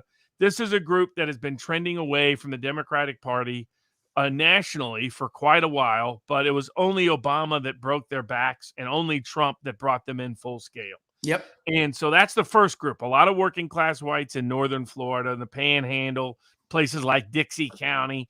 Think Burt Reynolds, 1970s movies like GETTR. It's that kind of audience, that kind of crowd, old populist crowd. But it was voting Democrat as late as, Lawton Childs. A good number of them voted Democrat for Obama in 2008. It was what happened with Obama afterwards that led them astray. But only Trump brought them on full scale and wholesale into the Republican alignment. That's right. That's group one. Group two is, as Richard has noted, the nature of the Latino vote in Florida and its trends. So the Cuban vote, the Venezuelan vote, which has been growing, and the Puerto Rican vote all trended Republican in different parts of Florida for different reasons. The Cuban vote in part because of Obama's post-2012 Cuban policies, but also because of Trump's direct appeal to those voters. These are voters that, your pit bull types that didn't like the COVID lockdown. The Cubans really rallied to Trump in 2020. He brought him back in the fold in 2016, but they rallied strongly to him. And that's why Richard was one of the only people in the country predicting that Miami-Dade County was going to be within single digits. Yep. Nobody else thought that was even possible. Way. I was out on a limb being made fun of.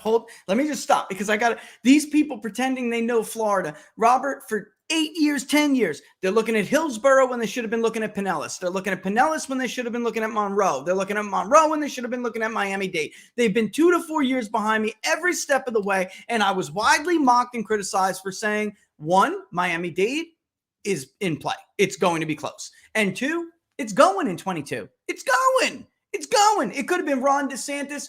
I could have been running. Mickey Mouse could have been running on the Republican ticket, and he was going to carry Miami-Dade. It's demographics. It's not DeSantis. I'm sorry.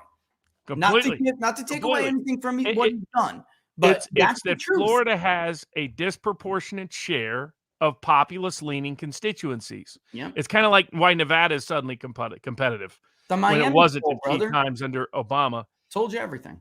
Yeah, Florida has an overabundance of populist groups and an underabundance of elitist groups. So we covered the Redneck Riviera. We covered the Venezuelans, the Cubans, even the Puerto Ricans that are in Florida, trending more Republican than they had been in the past. But the third group are your northern Midwestern retirees in Florida. This group was their fathers voted for the Kennedys. You know, a lot of Catholics, a lot of upstate New York, a lot of Illinois, a lot of Ohio. But the same areas that were trending so heavily for Trump in parts of Ohio, their retirees are trending Trump and Republican in Florida because that's who retired to Florida. You had 3 big groups, the kind of Latino voters in Florida, though reflecting a broad pro-Trump, pro-MAGA, pro-Republican, Trump-driven trend across the country amongst Latinos. I mean, they're a very populist culture. They always have been. Very machismo. I mean, the idea that they would be dislike Trump's machoism?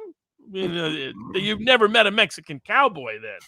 You've never met a Puerto Rican. You think Al Pacino really is the last of the Puerto Ricans from Carlito's Way. I mean, you don't understand the mindset of those voters. So Trump was going to be a natural reach to a deeply populist community and constituency. Yep. You convert the Redneck Riviera. You bring back the older retirees from the working class industrial Midwest who remember what that used to be, when the Rust Belt was the building engine of America, not the dying engine of America. Yeah. And then on the counterpoint, you don't have a bunch of college towns. You don't have a bunch of upper middle class elite liberals. You got a little bit with Jewish retirees in Boca Raton, but you have counterpoints in that you have a lot of entrepreneurial types around Mar-a-Lago of, Italian, Irish ethnic success stories that moved to Florida. So they counterbalance that out. You didn't have a bunch of yuppie upper middle class, professional class, millennial Zoomer types. They were underrepresented in Florida. They exist. You can find them in some Tampa suburbs. You can find them in some Orlando suburbs. You can find them in some Jacksonville suburbs. You can find them in parts of Miami and Boca Raton. But there's not enough of them to counter the Redneck Riviera, to counter the Cubans and the Venezuelans and the Colombians that are very populist, or the working class retirees throughout the entire I-4 corridor. So you add those that even extend to the entrepreneurial types, your small business car salesman types that love to hang out at Mar-a-Lago. So that's why, it's because of the populist trend of Trumpism is why Florida is trending Republican. If that populist trend ever reversed, Florida's Republican trends would also reverse. But that's why Florida is the way it is, not because of DeSantis. It's a little bit of a dig too on all these others, and some of that credit, I hate to tell people, even belongs to Jeb Bush helping to change around the education system. Because for a long time, some of those Northeasterners, especially if they had kids, they wouldn't move there because the education system was so bad. Jeb Bush doing what he did, Rick Scott most certainly expanding it. The voucher system was huge. Everybody in Gainesville used the voucher system. It's been a good state lab experiment for Republican policies in general. They've managed the state well. That's enhanced their image. I mean, I remember when Jeb Bush first reinvigoration of the Space Coast under Donald Trump. Do you know how many people told us, and Jim Lee at Susquehanna can attest to this as well, him just crushing it on the Space Coast, because they were like, this is the first Republican president that is pro us here. He reinvigorated that entire industry. He brought jobs to that area. He gave them an injection, and that can only come from the federal government. And then maybe you're conservative and you don't like that kind of stuff. But I happen to think that space is in the national interest and absolutely is part of the national, it's a proper role for the federal government is where I'm going with this. But let's look at some of these demographic groups you're talking about against Trump v. Biden. Because again, a lot of this stuff, Robert, when you look at it, what you'll see, and this is the old one, we'll have the new one up very soon, guys. I'm just, how I roll. This is where it was when Trump was still just over 50 in the Republican primary. This is likely voters. He actually did better among registered voters. And that's why is that? Because the likely voter screen tightens around the population, leaving out some Trumper only voters. Because I guess we could in the future, separate who is going to vote if it's Trump and Biden, who is going to vote if it's Trump or Biden versus DeSantis. We could do that. But right now we're just trying a universe that makes sense for everybody. But the truth is Trump does better than anybody, but better than this when it's just a registered voter universe, not with screening right now, because he has this vote that isn't necessarily going to show up. For those who were watching Inside the Numbers last week, that Hispanic guy from Clark County, we went over. Why was Trump at 48 in Clark County when Adam Laxalt was at 45? And that was his ceiling. When Trump, because all the undecideds left in the Laxalt race were very clearly Democrats, right, Robert? But in the Trump-Biden rematch, they're not. And they're very likely going to push Trump above 50. You know how skeptical I've always been of Republicans winning at the presidential level in the Silver State. But there is, without a doubt, a chance for Donald Trump to carry this. And more than a good chance. Even if he doesn't carry Washoe, if he pulls like a Laxalt in Washoe and barely loses it, like he did against Biden in 2020, it wouldn't matter if he's improved this much in Clark. He'd still win it because he's going to kill it in Douglas, Elk, you name it. He's going to kill it. He's going to have a pad for Washoe, and all it will come down to is who won Clark. And if he wins it, it's over. He's carrying it. And it's why, because of those Hispanic men we were just talking about, that no one else is winning. That guy was like, well, I said I was going to vote for Laxalt, but I didn't really go. And you're like, all right, well, no, I was talking about this with the show last week, Robert, showing them this guy in particular is really indicative of what happened to Republicans in 22. All right, are you going to vote in 24? Oh, absolutely. And I voted for Biden in 20. Okay, who are you going to vote for this time? I am not changing my mind, not possible voting for Donald Trump. So that vote just didn't show up for Adam Laxalt. Didn't do it. It didn't come out. Exactly. Could have won that race. I'm going to wrap up Florida, then transition into precisely that topic. Yep. On Florida, the best way to understand Florida, if you really want to understand its trending groups and its political history, go back and watch the 1994 gubernatorial debates. That was an election that was a massive Republican sweep. Yeah. Jeb Bush, the big Bush name at the peak of Bush appeal to some degree, running for governor. Yep. His brother, he was thought of as the next presidential candidate, not George W. Bush. Both, George W. won easily in Texas against Ann Richards, but Jeb lost shockingly in Florida in 1994. How? Because of Walker and Lawton Chiles. Lawton Chiles, during the debate, said things that the entire media didn't even understand. He said, "Jeb, you don't talk about rope in a house where there's been a hanging." He goes, "Jeb, you think you got me cornered, but the he-coon likes to come out at night." So stuff they were like, "What? He-coon? What the heck?" And then he wins on election night, and they're like, "Whoa!" He called Walker and Lawton because he walked across the state years before to try to get his political popular. Why? Because Florida's a populous state, and it's even more populous now than it's ever been before. Lower and DeSantis governed like a populist, but he has not had a history of being populism in terms of a national scale, and that's why it doesn't translate. But Florida becoming more Republican and MAGA is because of Trump populist trends amongst their populist constituencies. It has next to nothing to do with DeSantis, other than DeSantis following in Trump's trail and governing in a comparable manner. But it's not because of DeSantis that trend existed. That trend predated him and pushed him into it. To the other October South Florida poll said it all. You and I went over it on the show before the election. We told everybody Florida's not competitive. Trump's going to win it by at least 3 points. All right. And I think I had him at 2.5 or something. And I took it off the table. We went over every issue. I put out a bunch of recommended bets.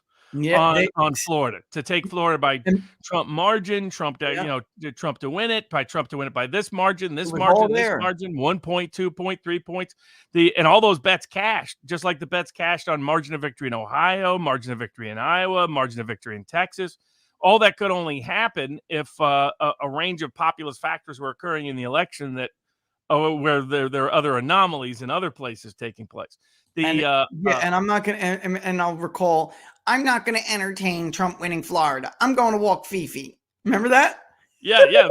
The Nate Silvers, the Nate Cohns, who said it was absurd because they still don't understand Florida. Mocking me I over had Miami. money, remember? Mocking me Obama winning Florida in 2012 because Romney was such an anti-populist candidate. Technocrat.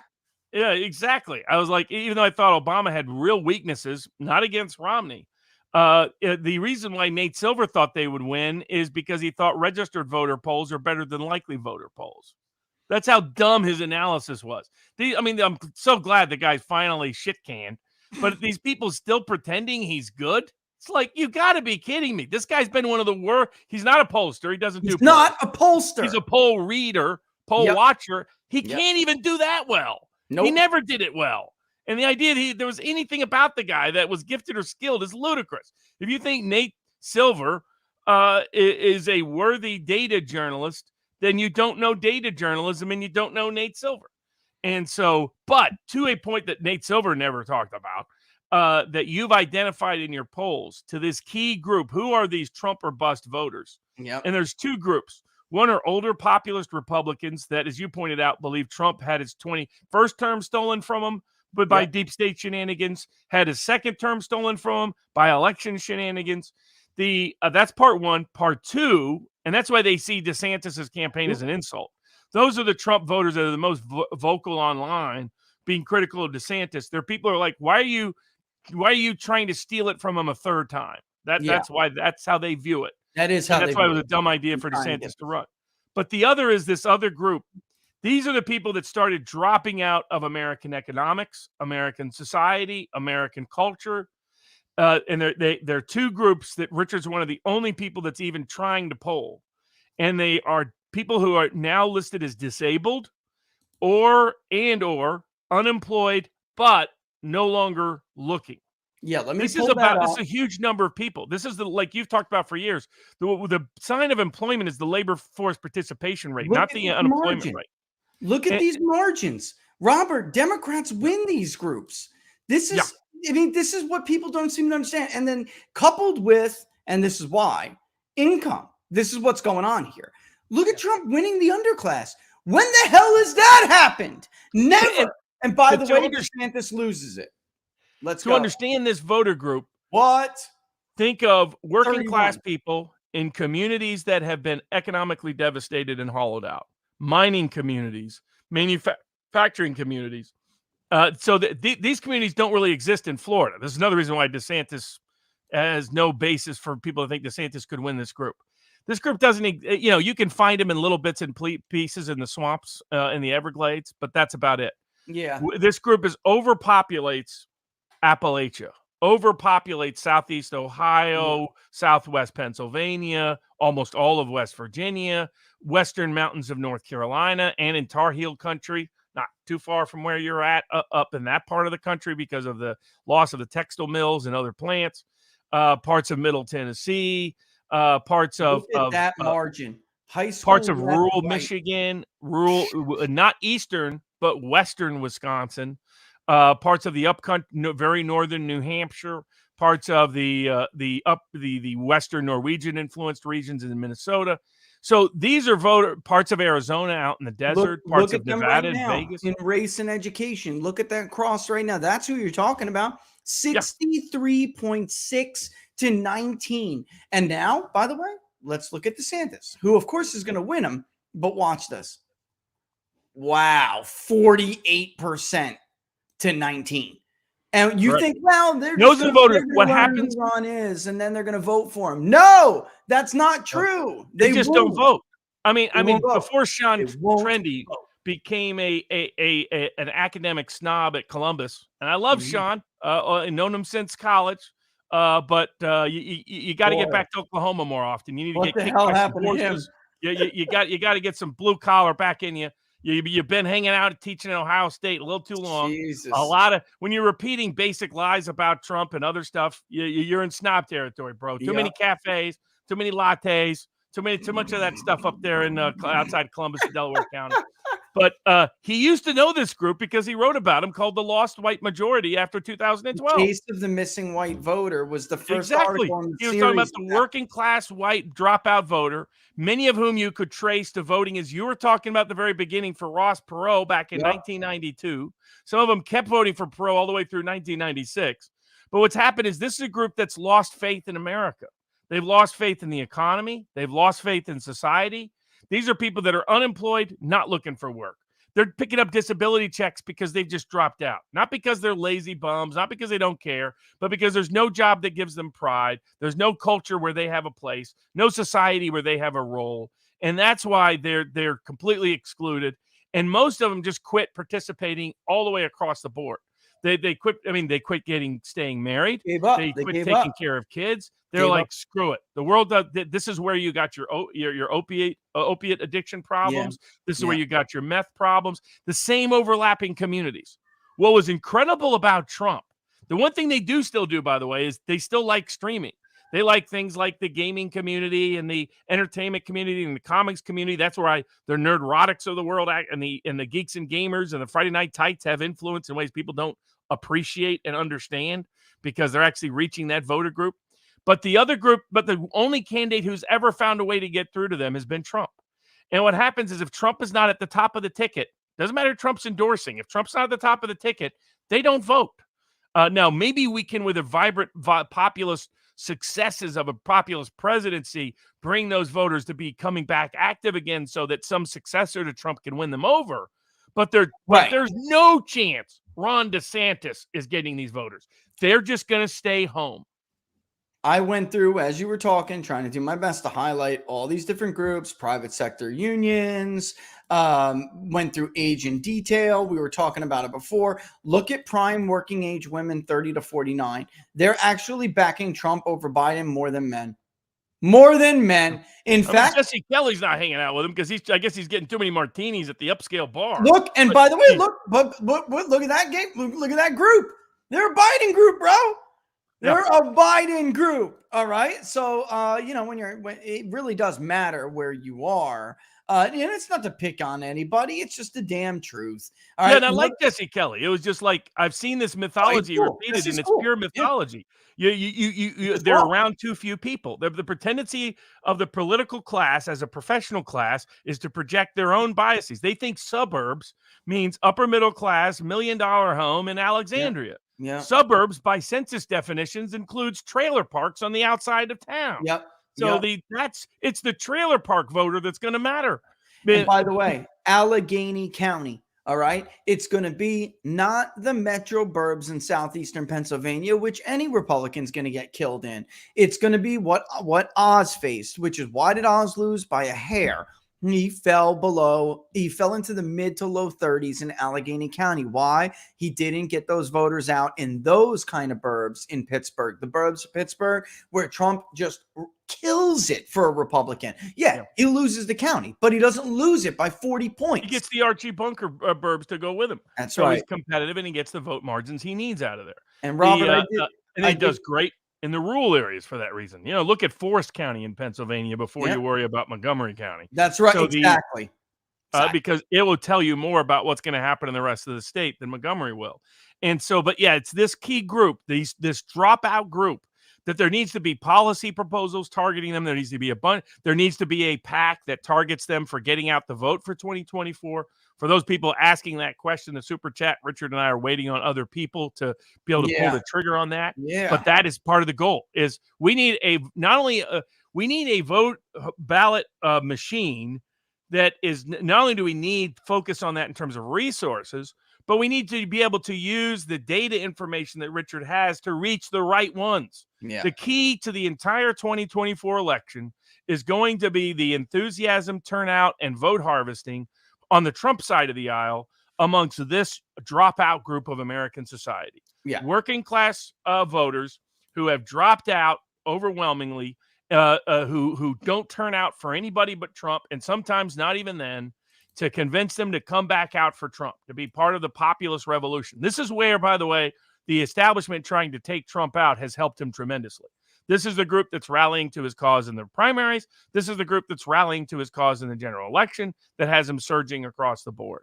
I mean, some of these people are even sending in their $25 out of their $900 disability check. Absolutely. That's how committed they are. This is who we got to reach. DeSantis can't reach him. Only Trump can. And then we got to do things to amplify the message to these groups and develop mechanisms to help them get to the polls, because this is the group that's going to decide the election in the key swing states, including Arizona and Nevada. And bottom line, too, is that, you just have, and wait until people see this, I'm telling you, but crossing this, Trump and this, we're candidate specific only. Wait until you see the new numbers with non-whites. Now, somebody had said he's going to smoke them with these working Hispanics. Look at how badly Republicans did in the Rio Grande Valley, in Texas 15, in Texas 34. And if you can't do it with Myra Flores, ladies and gentlemen, then you just simply have a politician problem. You need a non-politician kind of viewed guy or girl to come in there, change the face and the message of the party. Then when they are gone, everyone who follows now has that identity. The problem the Republican Party is facing now is that the Paul Ryans, the Jeff Rose, the Karl Roves, the Mitch McConnells didn't assimilate. They fought him like every step of the way. And these voters don't trust them. They don't like the Republican Party. It doesn't matter who you DeSantis put voted up. seven different times to raise the Social Security and Medicare retirement age to 70. Yeah. So these working class voter groups are not going to trust a guy who voted for a lot of wars. In terms of the Iraq War, particularly, kept championing long afterwards. Kept championing the Ukraine War multiple times. Only backed off late, and then found out that backing off just antagonized his real base right now, which is his donors, who he's finding out are incredibly flaky. Yeah, they're not to be trusted, brother. They've always been. They only want to be on board if they think he's a guaranteed winner. And they believe that Trump's indictments would take Trump out and pave the path for DeSantis. And instead, all it's done is doom DeSantis. And the only guy who still doesn't get it is DeSantis. And that's why you're seeing him crack up under pressure. I mean, you get a light question in Japan, and your head starts doing a Hillary Clinton around. Like, that's another thing. What do you think? I want to ask you about this because, and I'm telling you right now, guys, that number is going to be larger than it was last time. The one I'm highlighting right now, I would not vote at all. Notice nobody else comes to that. The rest of them are going to get in line and they're going to vote behind Trump. Will there be, a small chunk of Republicans who are going to protest? I'll tell you that chunk will be bigger if the primary is divisive. If it's not, and you don't, put yourself before you put the chance of winning the election, then it won't be it will be smaller than otherwise. But the number that matters most to me is that number right there, because when you're talking about raw numbers, what percentages turn into raw numbers, that dwarfs this like Bill Kristol, Karl Rove side of the party. It's not even close, ladies and gentlemen. It's less than half of what you are threatening to splinter, fracture, crack off of the party. You can end up like the Herbert Walker Bushes and the Bob Doles for the next 10 years. That's what's going to happen. You're going to lose elections to Democrats where the Democrat doesn't even break 48%, and you're still going to lose the election. I mean, it's so frustrating to watch this movie play again. I got to ask you this because Trump said he's going to, this happened just before. He said he participated in the CNN town hall.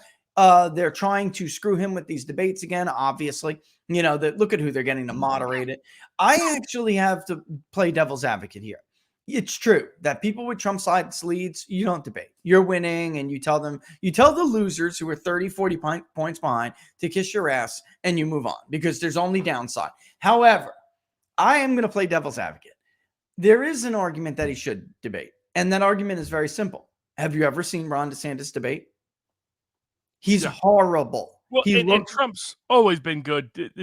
Despite all the efforts to sandbag him, despite the perceived controversy after his first debate, Yeah. We saw ultimately that none of those things had the effect that people said it did. Primary The debates are more important. Trump ended up shrinking the numbers after each debate, ultimately, in terms of how the numbers showed up in election day. That's why they had to.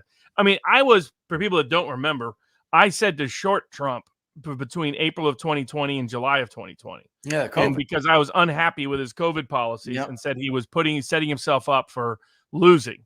I only flipped around to Trump after the debate when realized, okay, I was like, he finally understands the COVID policy decisions was a mistake.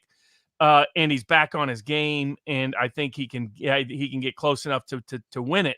And then they had to steal it. Ultimately, is the only way they could get it done. They Well, stole that's it the what old-fashioned. people who say, "Oh, they're never going to let Trump win." Robert, they say they're never going to let That's a him loser's win. mindset That's a mentality. loser's If mindset. the Thank only you. way it's guaranteed that Trump can lose is if people assume Trump will And lose. stay home.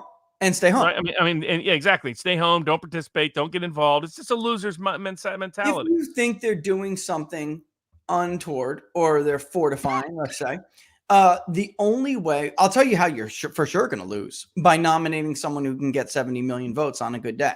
All right. If you nominate somebody who's going to get all these low participation, what I don't know what we should call these Trump voters, these Trump or bust voters, but to convey what you were saying before, because you were dead right. These are people who they will quit everything. They will quit the process. They're only there for him because they feel he's there for them. And they're not going to vote just for the sake of voting. And so your little arguments like, oh, you're voting for Joe Biden because you're staying home. They don't care about that. They view you both as the same thing.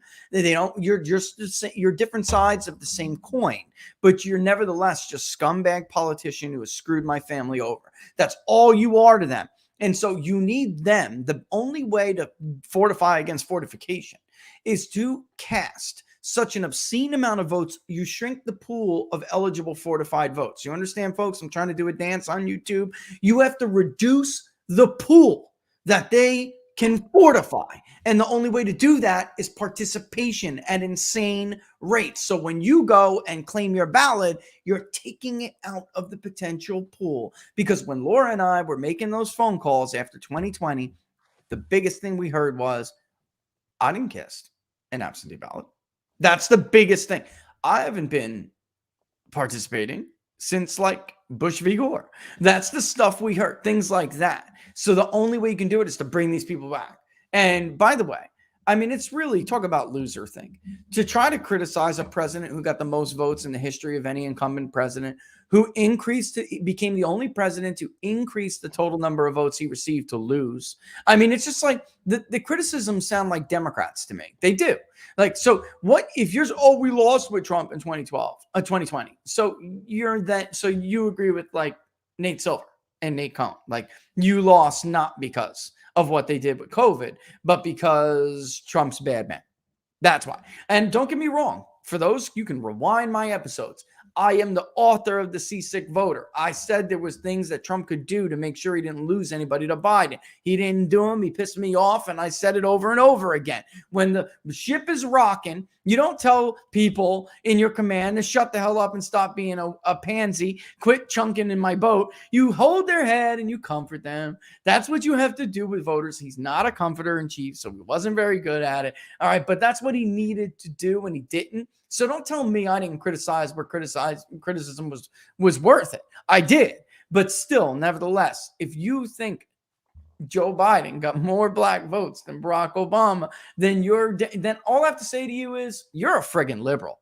You're a liberal disguised as a Republican. You're a fake ass Republican. That's what I have to say to you right now, right? I mean, Robert, if you're going to fall for that, like, are you serious?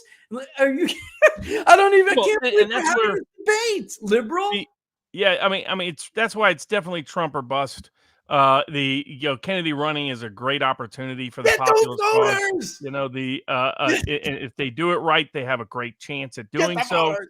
So, hopefully, and we'll see what the polling results ultimately show. But I think what we'll see is a growing group of Kennedy voters that are Kennedy or only voters, growing group or Kennedy or not Biden voters, but that way, never Biden voters. And an increasing number and then Trump is just consolidating his base. If DeSantis is smart, DeSantis drops out. DeSantis doesn't run. Yeah.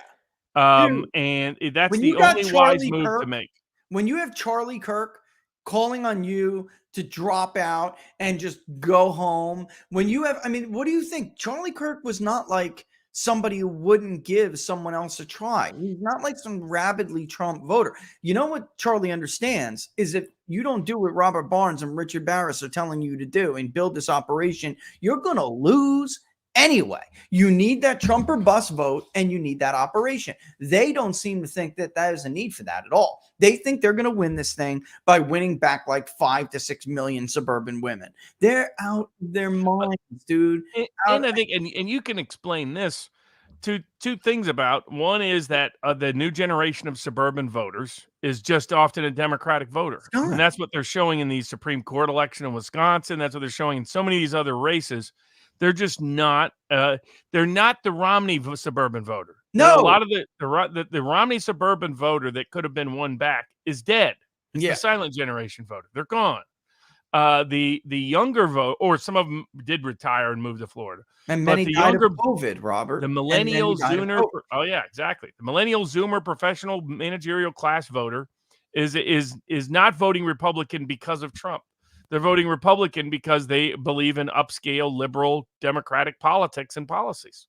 And this is not being accepted by the old Bushite folks who are convincing DeSantis that the only reason Republicans don't have complete control at every level is because of Trump, when the only reason why they're competitive and have even a majority in the House is because of Trump. That's where they still have not learned the lesson of the collapse of the Bushite coalition that, as you pointed out at the beginning of the show, really began in 1991. It began with the end of Cold War and Poppy Bush's problems that precipitated Pat Buchanan's challenge that led to Ross Perot's independent campaign that George W. Bush just temporarily papered over because Clinton was such a personal screw-up and because he had the Supreme Court in his pocket in 2000 after the 2000 election, and because of 9/11. Those two unusual ahistorical events created the impression that there was still a Bushite majority that has been dead since 1991. And they're not bringing it back in 2024. If they try to, it will be an utter disaster for the Republican Party writ large. This image is like, I don't know, giving me a difficult time to open up. Maybe it'll let me open it up in my browser. But before we go, I just want to show people what you're saying in a state that many people find concerning when it comes to Trump, and that's Arizona. And I don't know why it's not opening it up. I wish it would. It's driving me nuts. If I save it to a download, then I'll be able to take it from the downloads folder. This is the share of the top of the ticket share of the Republican vote since let me see where it is. I'm not sure what it's going to be called when it comes in, but it's the top of the ticket share of the vote in the state of Arizona, going back decades. And what people don't seem to understand is that this has been going on long before Donald Trump ever got there. And they think, like I said, they think they're going to bring it back, Robert. But the fact is, this is not a Trump only problem. It's simply not. And it is downloading. It's taking forever to download. One is almost done. But I really want to show it to people because, ironically, the only election cycle where it was arrested, the trend was arrested briefly, was when Trump was on the ticket in 2020. And it's the share of the suburban vote for Republicans. The real problem and by the way, Trump also ticked up the urban vote share. The issue with states like Georgia and Arizona is an issue that's going to plague all Republicans, outside of governor's elections. And that is that your state is more than 60% urban vote share. And once that happens, it becomes very, very difficult for any Republican to win. Period. End of story. And I didn't see that they were loading. I loaded up like 3, and now it's being a pain in the ass and doesn't want to, wants it. But basically, if I give you just the raw numbers while we wait, it's just, I love graphics. Yeah. They're so much better. Let's see if it does, if I save it just like that. Come on, you're killing me. And I got to do it in a way where it doesn't show internal poll results that I'm sure somebody does not want me to show, but the bottom line is, Trump, there it is. Is it coming? Come on. It's about, ballpark, Robert. I'm looking. Actually, Trump in 2020 took it by about 2 points. It was 1 point in 18. In 16, it was about 6 points. In 14, it was about 16 points. Go all the way back to 2010, very low, crappy turnout. It was 28 points. But Obama in 08, he took it down all the way to 11. So you can see this very clear trend. The urban share has been the real damage to the party. It's not the suburbs are being overstated. It's bringing in Nike to Phoenix. It's bringing in the new Tinseltown to Atlanta. That's what's done it. And all of these professional class Democrat white voters that are education wise, the way that they think suburbanites look, right? So they misjudge what's going on. Right. So if you have a vote share falling in DeKalb County, for over the course of time, and you think it's related to Trump, is it really, or is it just these people who have moved in from these professional industries that have been built up in these once Republican red states forever? Same thing when it comes to certain parts of Maricopa. If you're next to Pinal County, you're still pretty damn red. But if you're downtown Phoenix and you're now working for Nike and you're a marketing executive, you're a Democrat. That job wasn't there 10 years ago. And that's part of what they think is their suburban issue. It's not. It's an urban issue. And the census just changed their definition of urban for this last census. And it should have made it clearer for them, but it didn't. Why is Trump able to do so much? And not just Trump, but Ted Budd. He won North Carolina. He won it comfortably. It's 42% urban compared to Walker, who had to deal with 60% urban, right? So it's just, that's it, folks. It's much more complicated. And by the way, I was using Nevada last week to show people this, but it's everywhere. Trump outperformed Walker in Fulton going away. He outperformed everybody in these urban areas. Why? Because he gets these non-white voters nobody else is going to get. Nobody. There aren't enough. He gets the economically, socially, culturally, politically marginal voter. Marginal. He gets them to vote, and then when they do vote, they vote over disproportionately for him. And without them, without that voter, it's not that they're for the Republicans think, well, we'll lose that voter in exchange for getting back a mythical Bushite suburban and urban voter that just doesn't exist. This is what all these other elections and what the trends that Richard's talking about are all pointing to.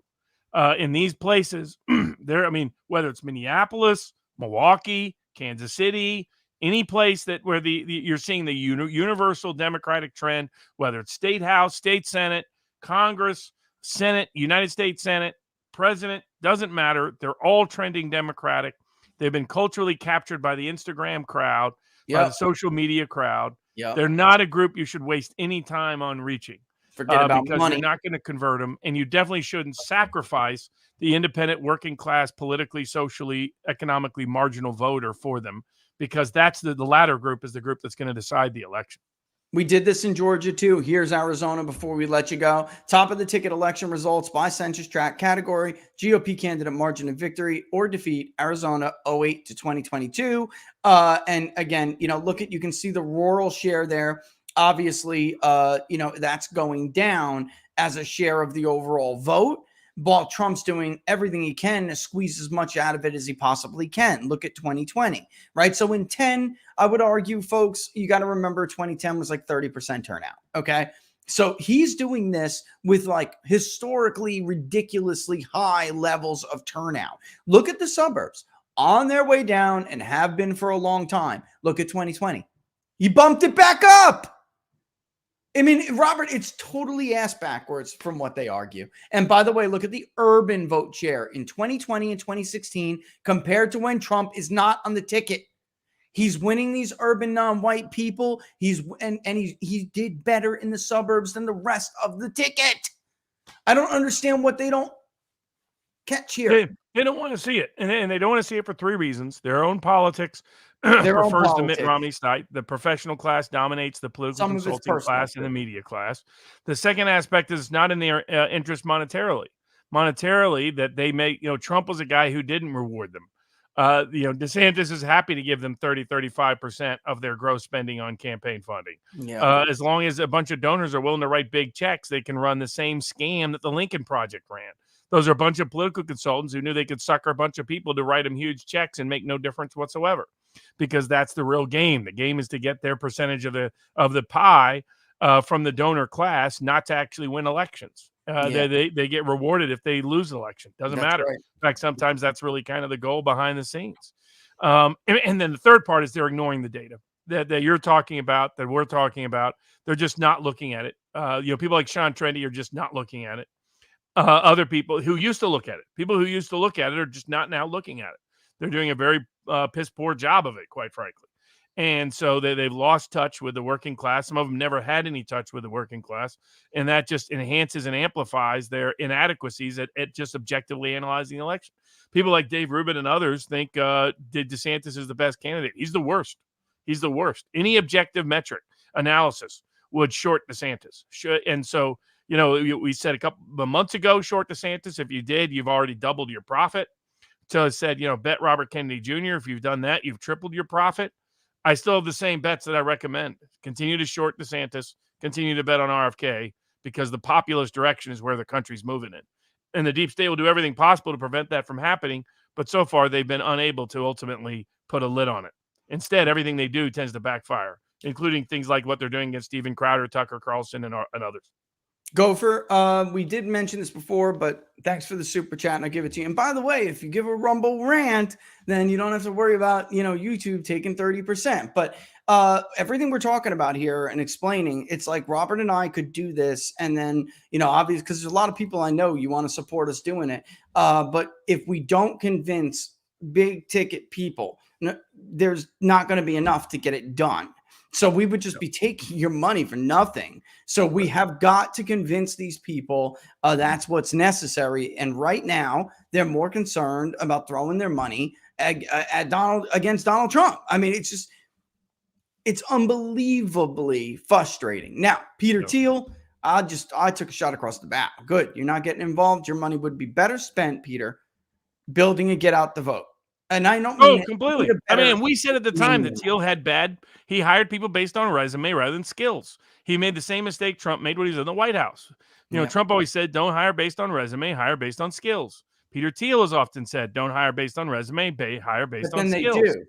And yet when they get into places they don't understand, like politics, they go and hire resume based rather than skills. Not their world. Trump got screwed over by that. Peter Thiel got screwed over by that. The answer isn't just to drop out of politics. The answer is to hire based on skill. Quit hiring based on resume. And if you did, then you'd be in better. All of them would be in better position. Yeah, amen to that. Robert, what you got coming up? All right, so if you want any additional exclusive content, you can find it one of two places at vivabarneslaw.locals.com.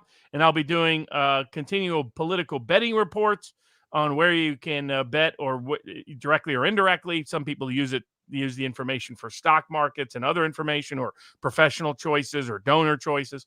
That's at sportspicks.locals.com. So vivabarneslaw.locals.com or sportspicks.locals.com, along with peoplespundit.locals.com, is the best places to go to get continual insighted information you won't get anywhere else on where the elections are likely to go.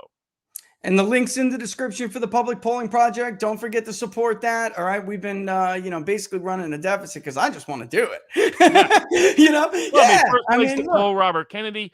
One of the only people polling this critical economic dropout group. That's the real decisive factor for 2024. These unemployed, not looking, disabled people. One of the only pollsters anywhere to be polling based on ancestry, to explain the incredibly predictive importance of groups like Norwegian voters in Wisconsin and Minnesota.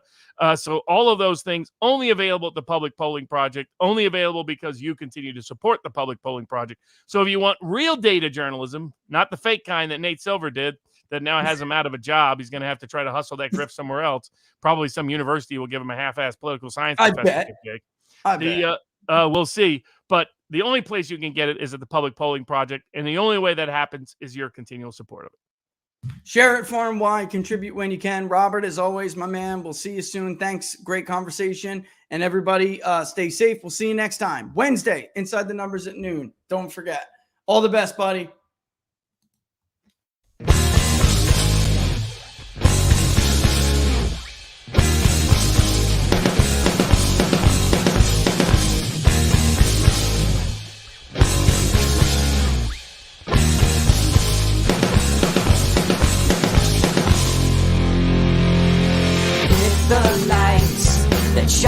down over dotted lines of white across an